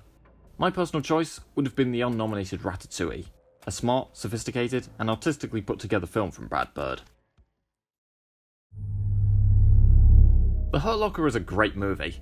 The plot of the film is quite simple, but the tension that the film builds up in how anyone or anything could be deadly to the characters is mostly well done, even if it does go on slightly too long. It's a very well-made movie overall, with an intriguing script, strong technical aspects, particularly the sound, and a superb performance from Jeremy Renner. Do I think it deserved Best Picture? Whether ranking it alongside films I've seen from 2008, when it technically first came out, or 2009, when it came out in America, I don't think so. I would have given the 2009 award to Mary and Max. If you haven't seen it, watch it. It's a fantastic coming-of-age story about the touching friendship between a lonely 8-year-old girl in Australia and a 44-year-old man with Asperger's in New York. You may not want to watch it more than once, but one viewing is a fantastic experience. Chicago is an absolute spectacle of a movie. The writing, the direction, the acting, the choreography, the editing, the cinematography, the visuals, all fantastic. A part of Chicago that I really admire is the style Rob Marshall brings to it. I like how the musical numbers in the film have the setting and aesthetic of a stage performance, which is what this movie was based on, whether they establish a character's backstory, motivations, or inner thoughts. And the cast are superb, with Catherine Zeta-Jones in particular knocking it out the park. I also think the story is really interesting, particularly the rivalry between Roxy and Velma, as well as the character of Roxy's lawyer, Billy Flynn, and how he turns his clients into celebrities to gain public support for them. A theme that remains relevant today. In fact, at the same ceremony this film won Best Picture, known paedophile Roman Polanski won Best Director, a man who has been defended frequently just because he's famous and his work is admired. The themes of the Best Picture winner, contrasting with the criminal history of the Best Director winner. He may be a great director, but he's also a fucking creep. While I do consider Chicago a mind-blowing film made by a huge team of very passionate and ambitious people, I would have given Best Picture to Real Women Have Curves. While not nominated for any Oscars, it's just a brilliant film to me that, as well as being intriguing and superbly acted all the way through, also presents a hugely empowering and heartwarming message about loving your body, and has absolutely earned its place in the National Film Registry. $1 Million Baby is a very poignant movie, with superb direction and acting from Clint Eastwood, as well as fantastic performances from Hilary Swank and Morgan Freeman, the latter of whom makes for an intriguing narrator, much like he did with The Shawshank Redemption. One of the things that makes the film so great is its characters, most notably Maggie and Frankie. I love Maggie's strong ambition to become a boxer, knowing that she can convince Frankie to train her, even when he constantly refuses to train a woman.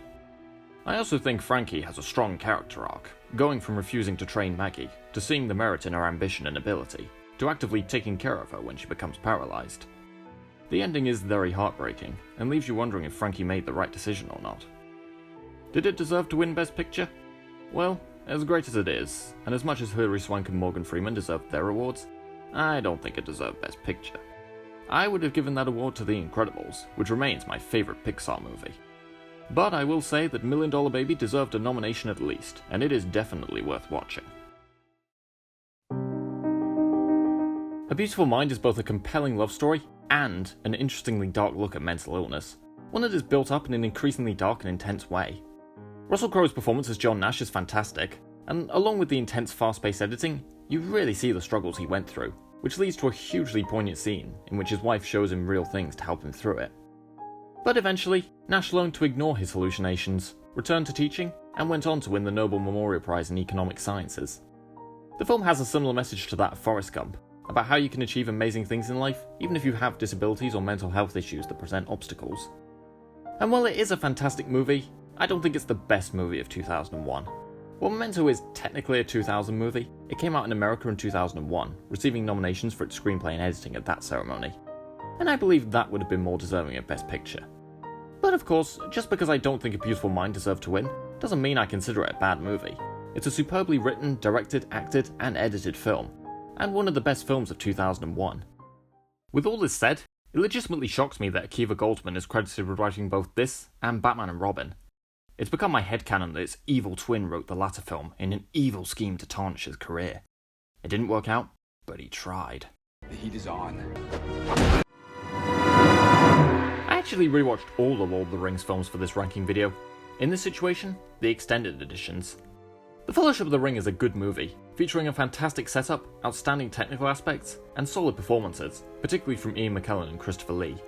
That said, the pacing can be very slow, and I do lose some interest in the second and much of the third hour. The Two Towers I enjoy a lot more. While it can also be a bit slow, it serves as a great middle chapter in the story, maintaining the fantastic technical aspects from the original. In this case, outstanding and barely dated CGI for Gollum, as well as improved action scenes and a great continuation of Frodo's arc. Oh, and probably the greatest line of dialogue in any film ever. Toe tapes. But they're not the Best Picture winners. That would be The Return of the King. While Return of the King does also have pacing issues, it takes the chance to flesh out its characters for the last time, particularly Frodo, whose character arc comes to a fantastic and poignant conclusion, and Gollum, who we learn the backstory of, and whose manipulation and greed are expanded on. To some extent, I think Frodo and Gollum's final fight is symbolic. Despite needing to destroy the ring in order to keep the Fellowship safe, Frodo almost gives in to the power of the ring, only for Gollum to track him and bite off his finger for the ring. Frodo essentially gets a small taste of losing his life to the ring, but rejects that power and lives, while Gollum literally holds the power of the ring and dies with it. And the film maintains the amazing technical aspects and superb performances of the first two movies.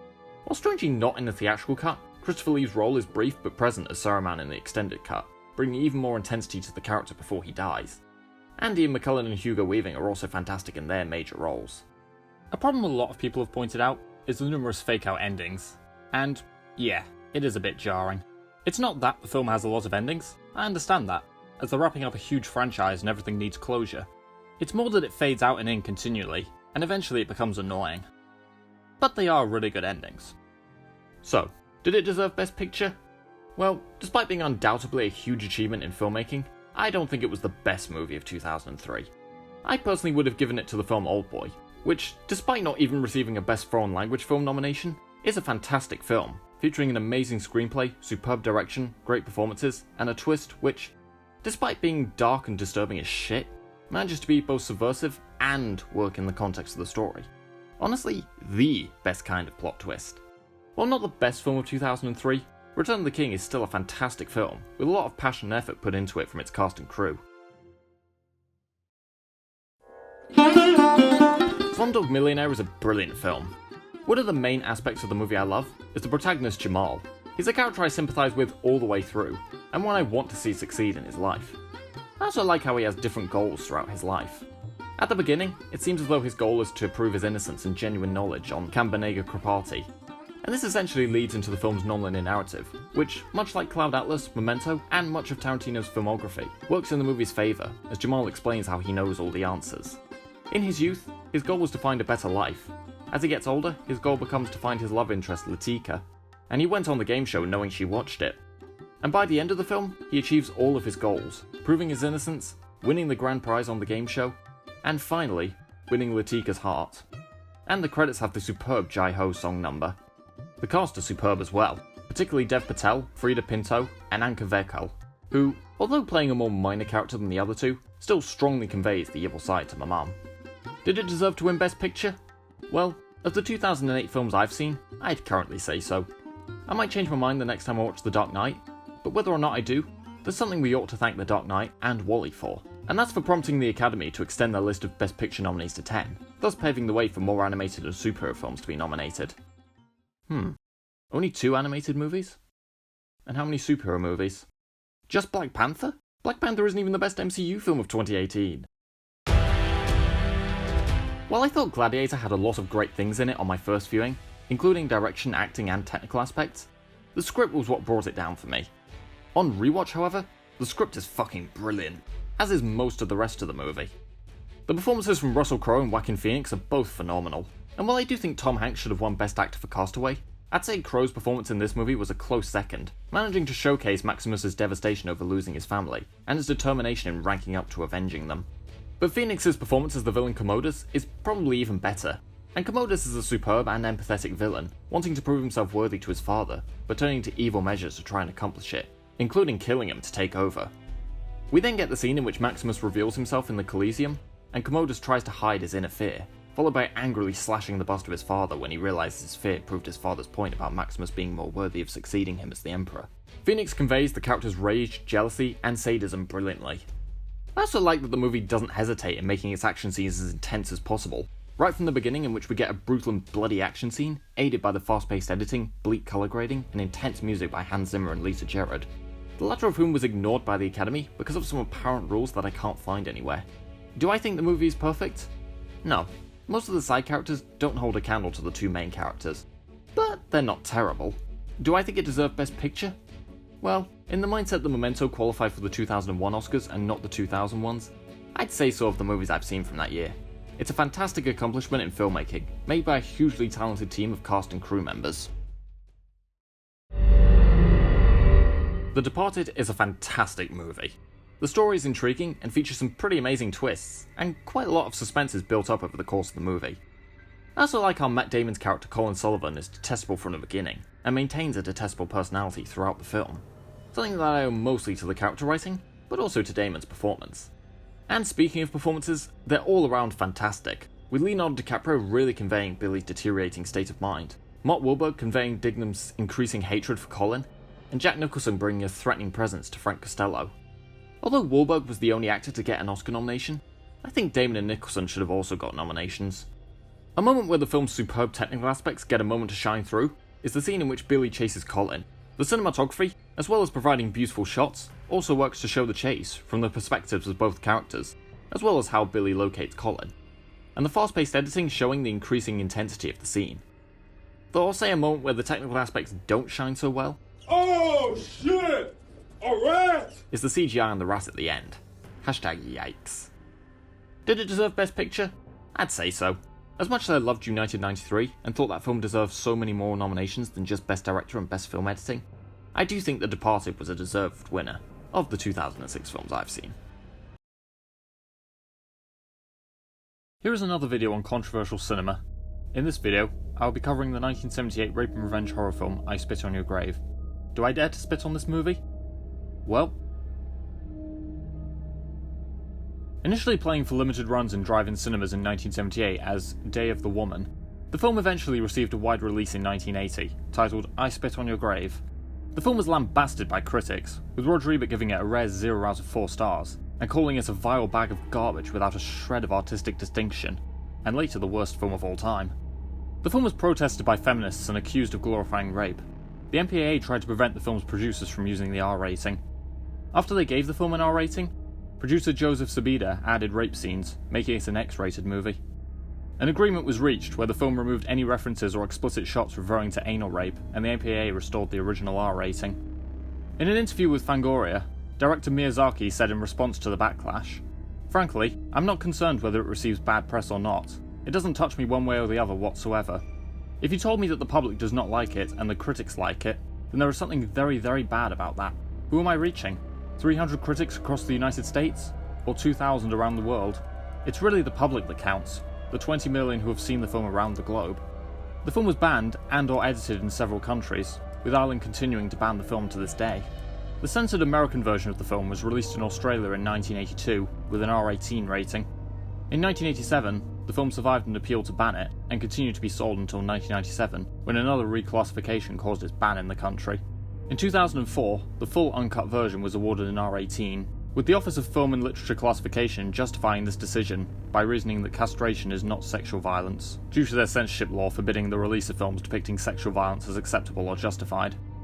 In the United Kingdom, the censors refused it a cinema certificate. As a result, the film was released straight to video due to VHS releases not needing age certificates at the time, and was branded a video nasty by the press. It was on the Director of Public Prosecution's list of prosecutable films until 2001, when a heavily cut version that extensively edited the rape scenes was released with an 18 certificate, with 7 minutes and 2 seconds of the film being cut. The film was re-edited in 2011, with only 2 minutes and 54 seconds of cuts, so that only the scenes of rape that focus on Jennifer's nudity have been banned since 2011. But is all this criticism and controversy warranted? Absolutely. In most countries the film has been released in, it's been classified with an 18 certificate, or the equivalent. That would definitely be the absolute minimum age one should be to watch this, though my advice would be to not watch this film at all, but we'll get to this in the next 2 segments. While I believe most of the controversy with A Clockwork Orange to be unwarranted, and I'm glad it was re-released uncut in the UK in 2000, I Spit on Your Grave should have remained banned, and I'm not at all shocked that they had to edit parts of it to get a UK release. Director Miyazaki has defended the film, saying that the violent nature of the film was necessary to tell the story, and described leading actress Camille Keaton as brave for taking on the role. In my video on A Clockwork Orange, I stated that I didn't need to sit through 1 minute and 20 seconds of a woman being raped to comprehend that she was raped, that being the only area of controversy with that film that I agree with to some extent. I Spit on Your Grave shows Jennifer being raped for more than 20 minutes over the course of 3 individual scenes. Why do we need to sit through 3 extended scenes of Jennifer being raped to realise she was raped? So, it's safe to say that I do agree with the controversy, but what do I think of the film as a whole? Absolute fucking dog shit. I don't have a problem with depictions of violence in film, but I Spit on Your Grave has no merit to its violence. A Clockwork Orange uses violence to comment on dominance and sadism. Taxi Driver, Fight Club, American Psycho and Joker serve as commentaries on how society has impacted the mentalities of their protagonists. Saving Private Ryan uses violence to show not only how barbaric war is, but also to give insight into what the protagonists know they're risking in order to save their titular Private Ryan. Using violence for laughs or satisfaction is also a thing, and it works when the violence is unrealistic, such as in Tom and Jerry and Deadpool. and/or when it happens to a character who deserves it. I Spit on Your Grave is violent, but says nothing about violence, nor does it have any underlying layers within the script as a whole, and it couldn't be construed as dark comedy either, because Jennifer does nothing to deserve it. Despite Camille Keaton's committed performance, and the only reason this film is not completely worthless, Jennifer Hills is such a poorly written protagonist, whose only fleshed out trait is that she's seeking revenge on her rapists. The film does briefly explore her being a writer, but it only comes up at the beginning, and when her rapists rip up her manuscript, not even serving any purpose to her revenge plan. Her ways of getting revenge on her rapists are utterly baffling in execution, no pun intended. But most especially in the case of Johnny. She seductively directs him to enter her car, then halfway back to her house, she points a gun at him and orders him to remove her clothes. Johnny says her being raped was her fault because she was wearing revealing clothing. Instead of just killing him right there, she pretends to believe this, and then invites him back to her house, where they have a bath together, and where Jennifer stands naked in the mirror for God knows how long, probably just so the viewer could take in Camille Keaton's nudity. Then she enters the bath and gives him a handjob, before severing his genitals, leading him to bleed to death before dumping his body in the basement. Why did she not shoot him in the forest? The film also has no artistic merit whatsoever. There's no compelling symbolism, no interesting shots or visuals, nothing. It's a film that literally anyone could direct, not that most people would want to though. So, in case you hadn't guessed, I hate this film, and almost everything about it. But how would I write it, if I had to? Well, my first idea stems from director Miyazaki's alleged inspiration for the film, in which he stated he helped a young woman who'd been raped in New York. He said that he, a friend and his daughter were driving by a park when they saw a young woman crawl out of the bushes bloodied and naked. They picked her up, returned her home, and decided to take her to the police rather than the hospital, not wanting the attackers to escape and find further victims. They quickly realised they had made the wrong decision. The officer, who Zaki described as not fit to wear the uniform, delayed taking her to the hospital, instead insisting she follow formalities such as giving her full name and the spelling, despite her jaw being broken and her hardly being able to speak. Zaki insisted that the officer take her to the hospital, and he eventually complied. Soon afterward, the woman's father wrote both Zaki and his friend a letter of thanks for helping his daughter. The father offered a reward, which Zaki refused. I honestly have no idea why this wasn't the film. Especially for the time, it would address the awfulness of rape, with the underlying theme of police incompetence, and present the rescuers with an interesting conflict as to whether to take her to hospital or to the police first. In writing it this way, this could also allow for time to flesh out the personality and interests of the victim, as to not have her be reduced to being a rape victim. So, with all this said, do I believe the movie to be worth watching in any way, shape or form?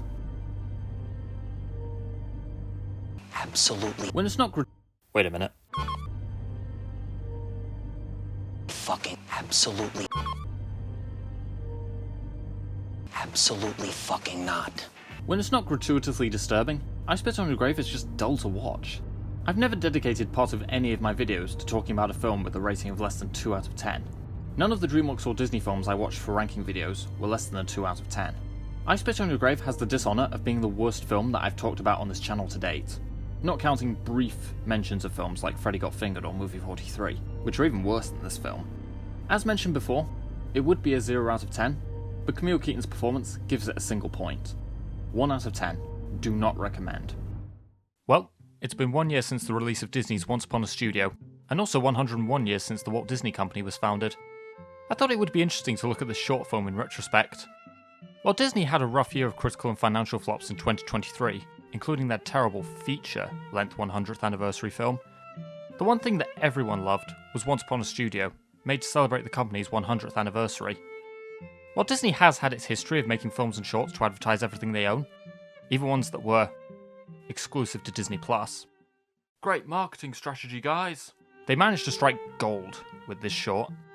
Rather than showing off everything they own, this short is a celebration of everything they made. Last year, I watched every Walt Disney Animation Studios film for the ranking video I did less than a year ago. And while I wasn't a fan of all of them, I am nonetheless glad they included characters from each one. Because, whether or not you like Home on the Range, Oliver and Company, The Black Cauldron, or indeed Chicken Little, they are nonetheless part of the studio's history. And, while I would call them all bad, I would also say they have at least one saving grace each. The short also manages to respect the fields of both 2D and 3D animation by showing the characters how they appeared in their films without any changes, which in turn honours the history of the studio, as well as how both fields of animation have their perks. I like how the short opens with Bernie Mattison, who worked at Disney for 70 years, interacting with a black female intern, a subtle indication of the progress of Disney's inclusivity over the decades, as well as honouring the longest-serving employee of the company. I like how Tiana is the one who informs everyone of Mickey and Minnie's call to prepare for the group photo, being the most recently introduced 2D animated protagonist in a Disney film. And I also enjoy the interaction between Mickey and Oswald the Lucky Rabbit. While Walt lost the rights to Oswald in 1928, and never regained the rights at the point of his death, he created Mickey. And so having Mickey say, "After you," is a subtle but poignant line, referring to Oswald's significance. They also feature a moment where Mickey honours Walt's memory while looking at a photo of him, with an instrumental of Walt's favourite song, Feed the Birds, playing in the background. I like to think that the Sherman Brothers are up there playing the song for Walt in heaven. There also manages to be a lot of funny moments, like the characters in the lift being forced to wait for Flash, and Baymax then squashing them all. That creature from Strange World, whose name I forgot, pursuing Ursula, more memorable than anything in Strange World. Max stealing Prince Charming's shoe, Ralph hitting the door and calling Mickey Garfield, and Goofy accidentally breaking the camera. They managed to get a lot of voice actors back to voice their characters, including Jeremy Irons voicing Scar for the first time since the original Lion King, as well as Robbie Benson finally getting to sing as the Beast, and Tom Hulce coming out of retirement to voice Quasimodo again. For some characters, mainly those whose actors died, they use archive recordings, including the irreplaceable Robin Williams as the Genie. And while I commend them doing this, who else to voice Jiminy Cricket than Cliff Edwards for the end? The different microphones can be obvious and slightly jarring at certain points, but it's never massively jarring. For characters with new dialogue or lyrics, whose original voice actors had died, such as Snow White and Baloo, they recast them. And a lot of the choices worked pretty well. While we didn't get to see the scene of Alan Tudyk's characters interacting, it was cool to hear him as the voice of the Mad Hatter, which makes a lot of sense considering that King Candy is inspired by him. I do wish some characters had made appearances, such as Mufasa. He was an important character to the Lion King, and Simba and Nala appear as lion cubs, so it wouldn't be a case of Simba and his dad looking too similar. It also would have been nice to hear the late great James L. Jones voice Mufasa one last time. The ending in which all the characters sing When You Wish Upon a Star is highly emotional, and it makes me think, why doesn't Disney do a spin-off series to this short, in which their characters sing songs from each other's films? Instead of those unnecessary Simpsons shorts that only serve to advertise what they own, do a spin-off series featuring the characters that they made, singing each other's songs.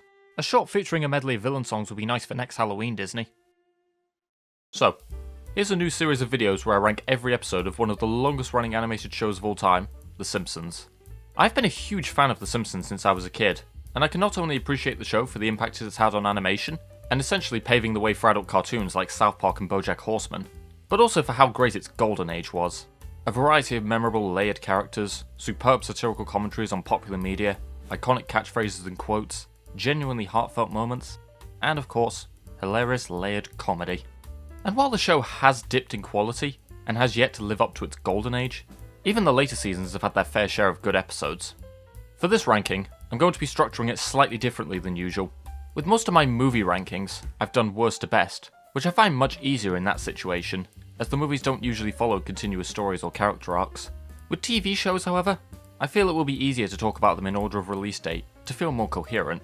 In this case, I will finish off with where I would rank them all. So here's my series ranking every episode of The Simpsons, starting with Simpsons Roasting on an Open Fire manages to be both funny and poignant.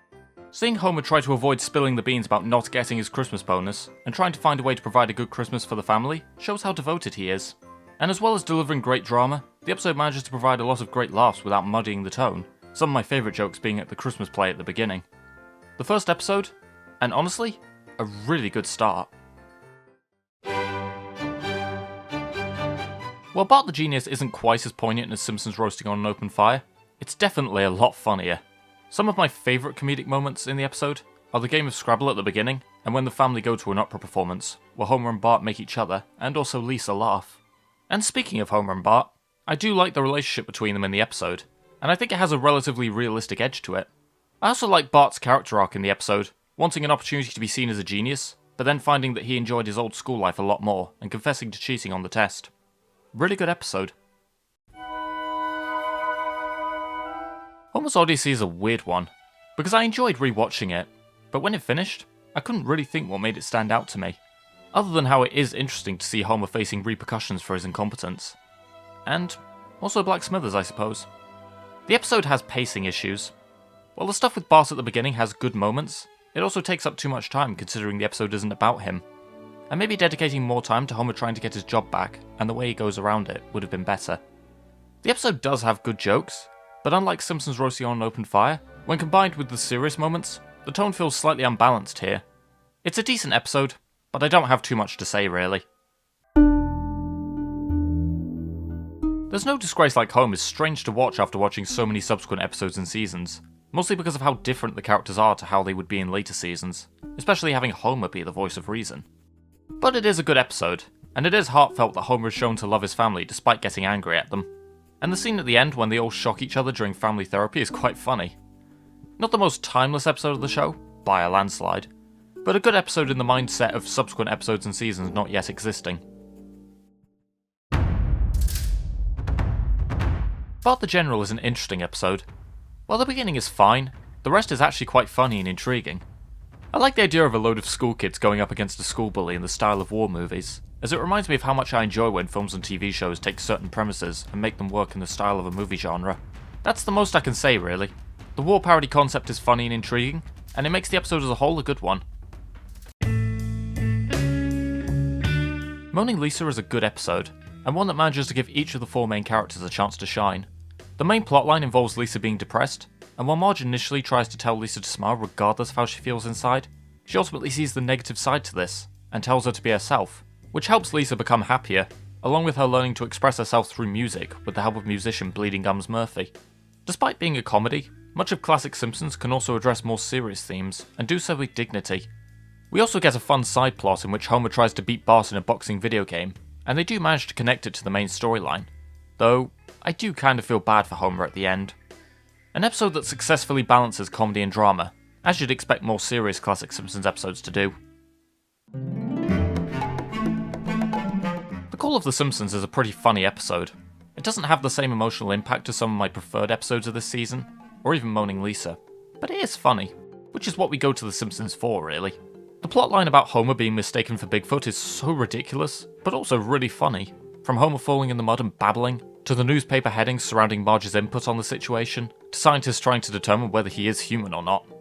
I think the funniest joke outside of this, and maybe the funniest in the episode, is when Homer gets the family stranded, and when he can't do shit, his echo accidentally reveals this. I've murdered us all! I've murdered us all! Shut up! Shut up! Shut up! Don't! Don't! It's mostly just a funny episode, which, as I stated, is what we watch The Simpsons for.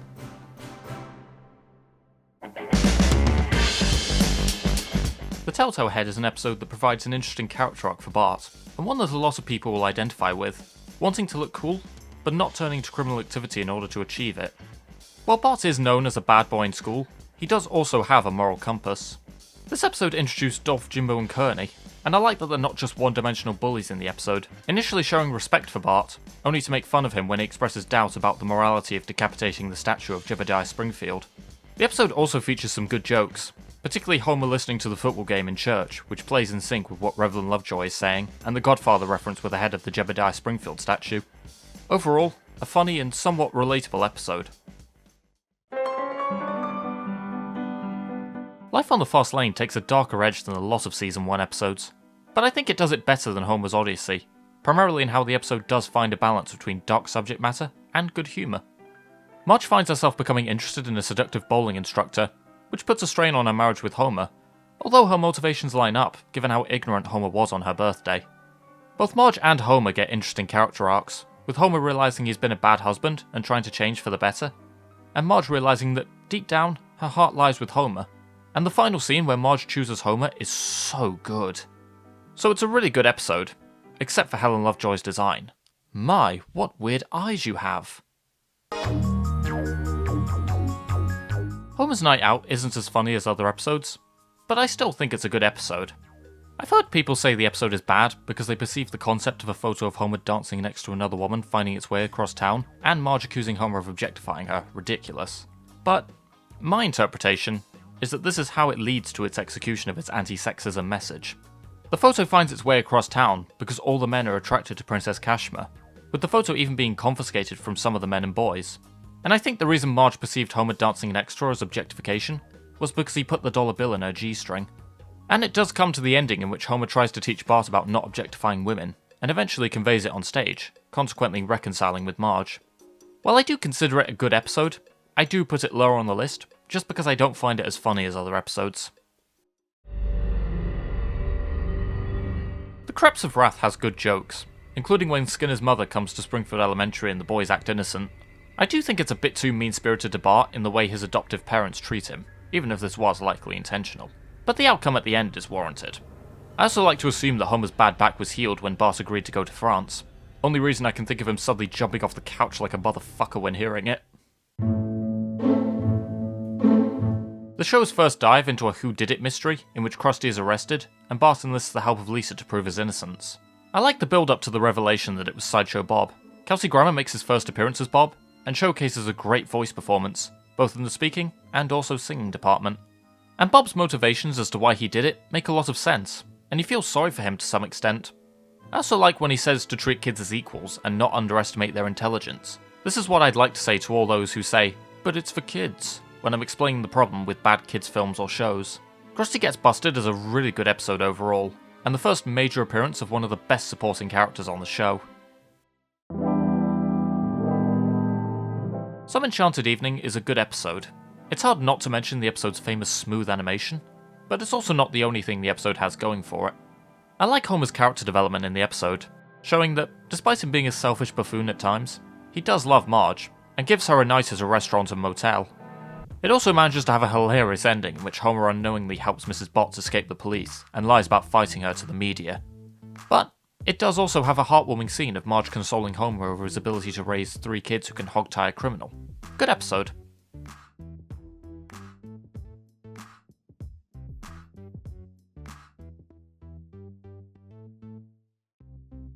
So overall, a good start to the series. Will Season 2 follow suit? Well, not one of the funniest episodes of The Simpsons, but one that nonetheless manages to blend humour and emotion brilliantly. Bart discovers that he is failing class, and is given one more chance to improve his grades, otherwise he'll have to repeat the 4th grade. Which, funnily enough, all the students have done, given that over 30 years later, they're still in the 4th grade. Bart ultimately decides to step up his game, but he discovers that he has difficulty focusing, even when he tries hard to revise, and even prays to God for things to work out. With a blizzard taking place, Lisa advises Bart to stay home and revise while everyone else has fun, ultimately being confined to the darkness of a basement while everyone else is outside in the brightness of the town. However, despite his best efforts, he fails by 1 mark, and what we get is one of the saddest and most relatable moments in the show, Bart practically breaking down as, despite his best efforts, he failed, saying that you can do your best and still not necessarily succeed, which is ultimately a hard but important thing to understand.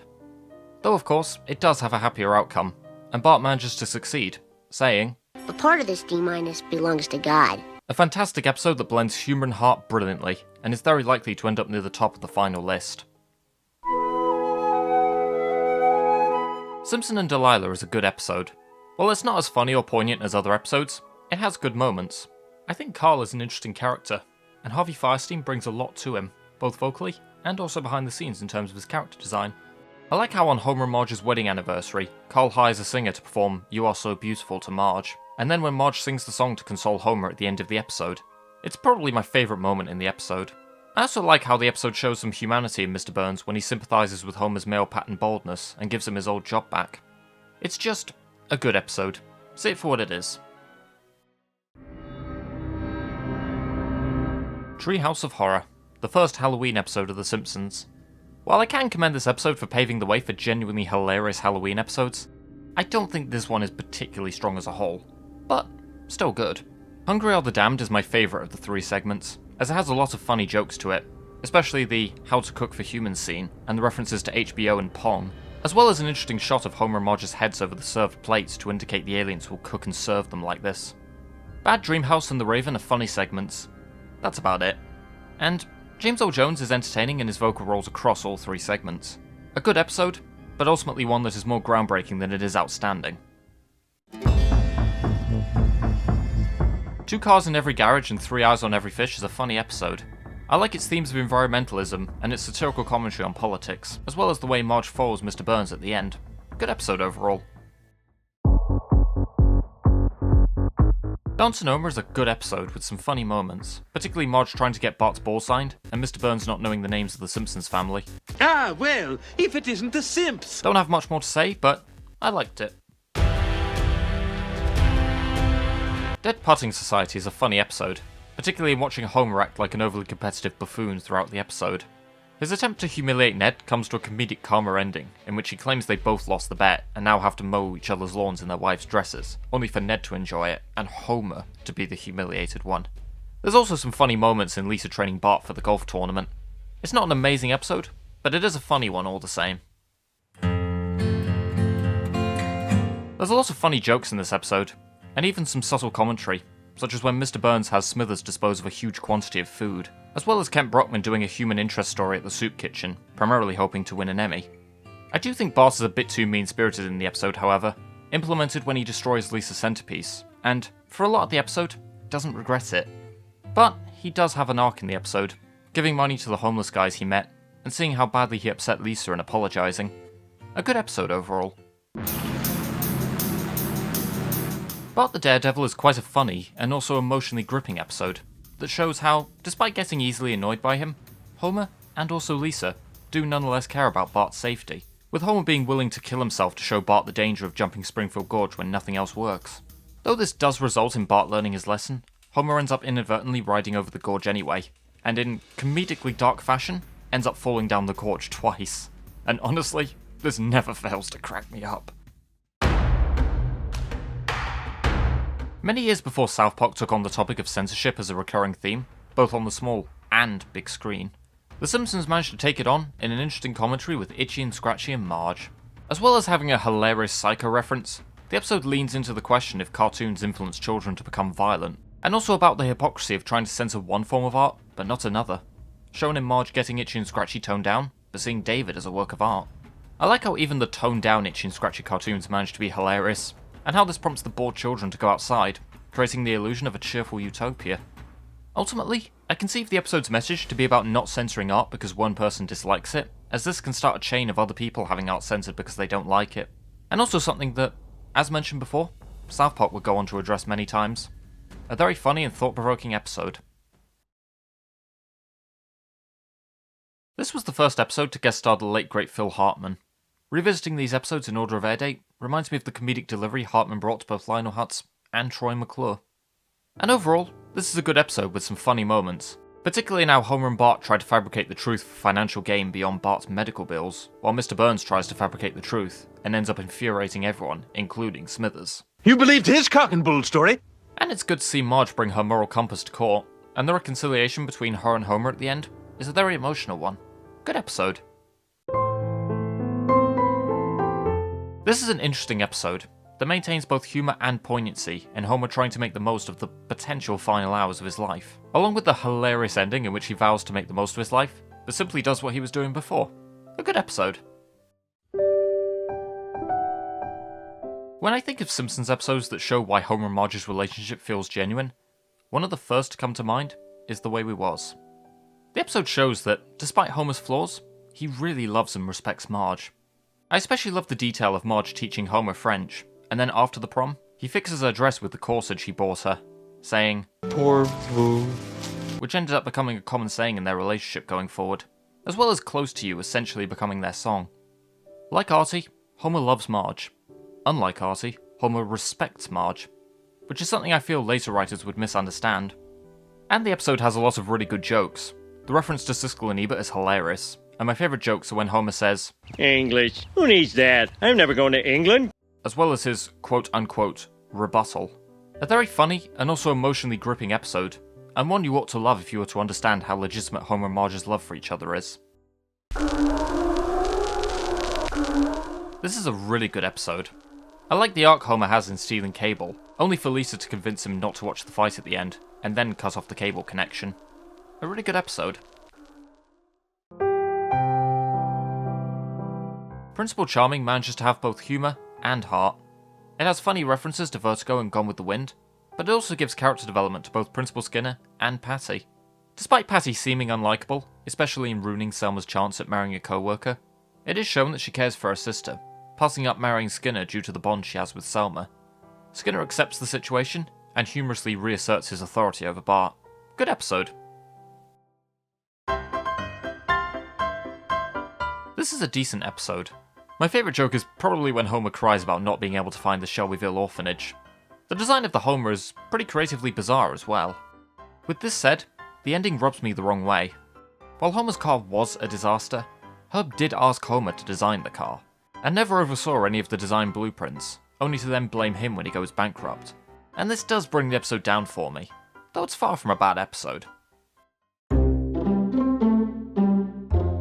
I do think the ending to this episode is poignant, though I do think the point about Santa's little helper being reckless is dragged out for too long. Good episode overall though. Old Money is a very emotionally gripping episode. The relationship between Grandpa and Bee is very touching, and her death is very sad. While the episode does have a lot of funny jokes, as you'd expect from The Simpsons, it has quite a serious angle, and a poignant ending in which Homer stops Grandpa from gambling our money away, and Grandpa instead uses the money to repair the retirement home, renaming the dining room in her honour. Really good episode. This is a really good episode. I like the humour that comes in Homer getting stuck in the water slide and trying to lose weight as a result of it, and how it leads to him discovering Marge's old paintings of Ringo Starr, which prompts Lisa to suggest Marge go to a painting class where her artwork proves successful. When Mr. Burns asks Marge to paint a picture of him for an upcoming museum wing, she becomes frustrated by his personality and the way he speaks to her family. Despite becoming demotivated and unsure of how to make him beautiful, she finds a decades-late letter from Ringo Starr praising her artwork and prompting her to continue, leading to quite an interesting message about what the portrait shows. I also really like Ringo Starr's two scenes and how well incorporated they are into the story, as well as his guest appearance. Though, having grown up with the classic era of Thomas the Tank Engine, of which he narrated the first two seasons, it's hard not to imagine him finishing one of his lines with, "said Thomas." "Yeah," said Thomas. Lisa's Substitute is a very funny and poignant episode. The plotline about Mr. Bergstrom being Lisa's substitute teacher manages to have a lot of poignancy to it, while the plotline about Bart wanting to be class president has a lot of funny jokes. And I like how the two plotlines come together at the end, when Homer consoles both Lisa and Bart over the negative outcomes. Mr. Bergstrom is a great one-off character, shown to care about his students, particularly Lisa, and his note to her before he leaves is especially poignant. Dustin Hoffman brings a lot to his vocal performance, and it even comes with a funny Graduate reference. Sex! Now that I've got your attention, watch Lisa's Substitute, it's great. The War of the Simpsons juggles a plotline of Marge trying to fix her and Homer's marriage, and one of Bart and Lisa taking advantage of Grandpa taking care of them, and both are very well done. The setup in which Homer gets drunk at a house party is genuinely funny, particularly when Homer tells off a guest he doesn't know, and the end of the party, where Dr. Hibbert tells Marge what to do if she wants Homer to survive the night. And Homer's response to Marge sharing her humiliation. When Marge signs her and Homer up for marriage counselling, Homer tries to seize the opportunity to go fishing, but eventually lets a huge catfish go to show his love for her. While Homer and Marge's story has an emotionally gripping end, Bart, Lisa and Grandpa's has a funny twist, in which after Bart and Lisa trick him into letting them have a house party, he tricks them into cleaning the house by pretending to cry. To some extent, all the characters win in their own way in the end. This is a good episode. It's not quite as funny as other episodes, but it has some funny jokes, and it does have an intriguing message about learning to share. Blood Feud has a lot of really funny moments, including when the family debate the lesson they learned by the end. But my favourite moment is when Homer pretends to be Mr. Burns to get back the letter Bart sent, and forgetting his first name. It may well be the most comedically layered scene in The Simpsons at this point. There's the giant painting atop the post office, Homer using a fake voice, like that's going to make any difference. The fake voice not even sounding like Mr. Burns. He doesn't know his boss's name. He continues to use the fake voice in spite of it. The delivery of, "I don't know." He blames Bart. 7 jokes in just 15 seconds. I also like how even though Smithers stands by Mr. Burns a lot of the time, he draws the line at allowing him to have Homer beaten in response to his angry letter, reminding him that the Simpsons saved his life, prompting Burns to send them an Olmec head. Really good end to the season.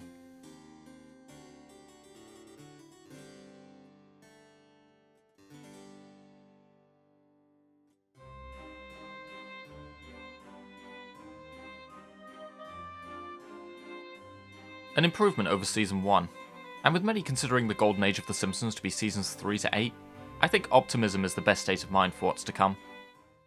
There's always a debate from around October to December and what it involves is a certain stop-motion dark fantasy film released in 1993.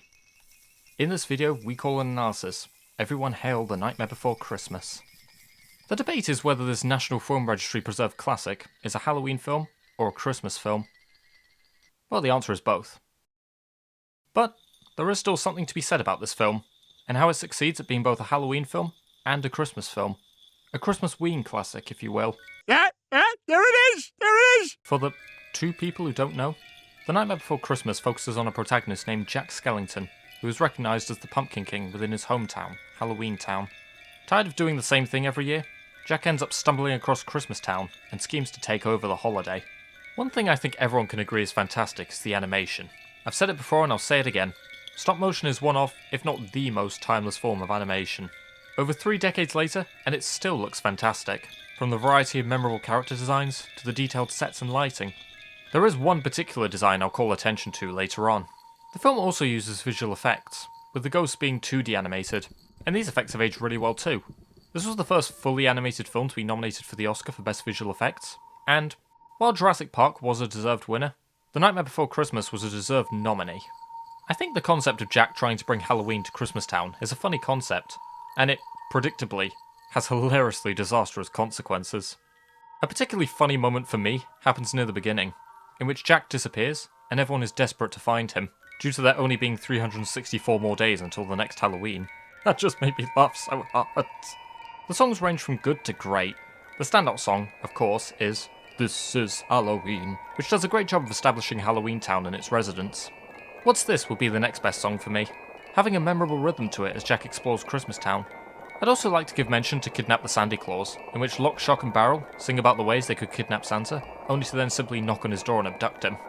And on the topic of Santa being kidnapped, he's taken to Oogie Boogie, who is a fun villain. He serves as a contrast to the other residents of Halloween Town, as, while they simply scare as a profession, and are actually good guys, Oogie Boogie is a bad guy. And while his motivation for being evil isn't revealed in the film, sometimes it's okay to have villains that are evil just for the sake of being evil, without a tragic backstory or a redemption arc. Provided, of course, they're interesting and or entertaining to watch, which Oogie Boogie is. I also love his design. Initially he seems to be a sentient bag, but as it turns out, the bag covers up his body of bugs. This inner design is both detailed and unnerving. I also love Jack's arc over the course of the film, wanting something different for Halloween, but realising that taking over Christmas just isn't suited for him, and returning to his role as the Pumpkin King, while also developing new ideas for Halloween going forward, which stemmed from his actions over the course of the film. With Santa being set free, he flies out the lair, though I do wonder why he didn't do it while Sally had Oogie Boogie distracted, rather than trying to climb the rope she sent through. He brings some Christmas cheer to Halloween Town, with the reprise of This Is Halloween and What's This, as the residents embrace their home of Halloween Town, while being invested in the snow that falls. On the topic of Sally, I also like her as a character. She has a memorable design, a kind personality, and a great motivation in wanting more in life, which strengthens her romantic interest in Jack. And the ending scene where they kiss on the iconic hill in the cemetery is a nice end to the story. In this sense, The Nightmare Before Christmas manages to embrace the holidays of both Halloween and Christmas. So yeah, with its beautiful animation, memorable characters, great music, and darkly comedic storyline, it's overall a great classic. If you, somehow, haven't seen it, I'd fully recommend doing so.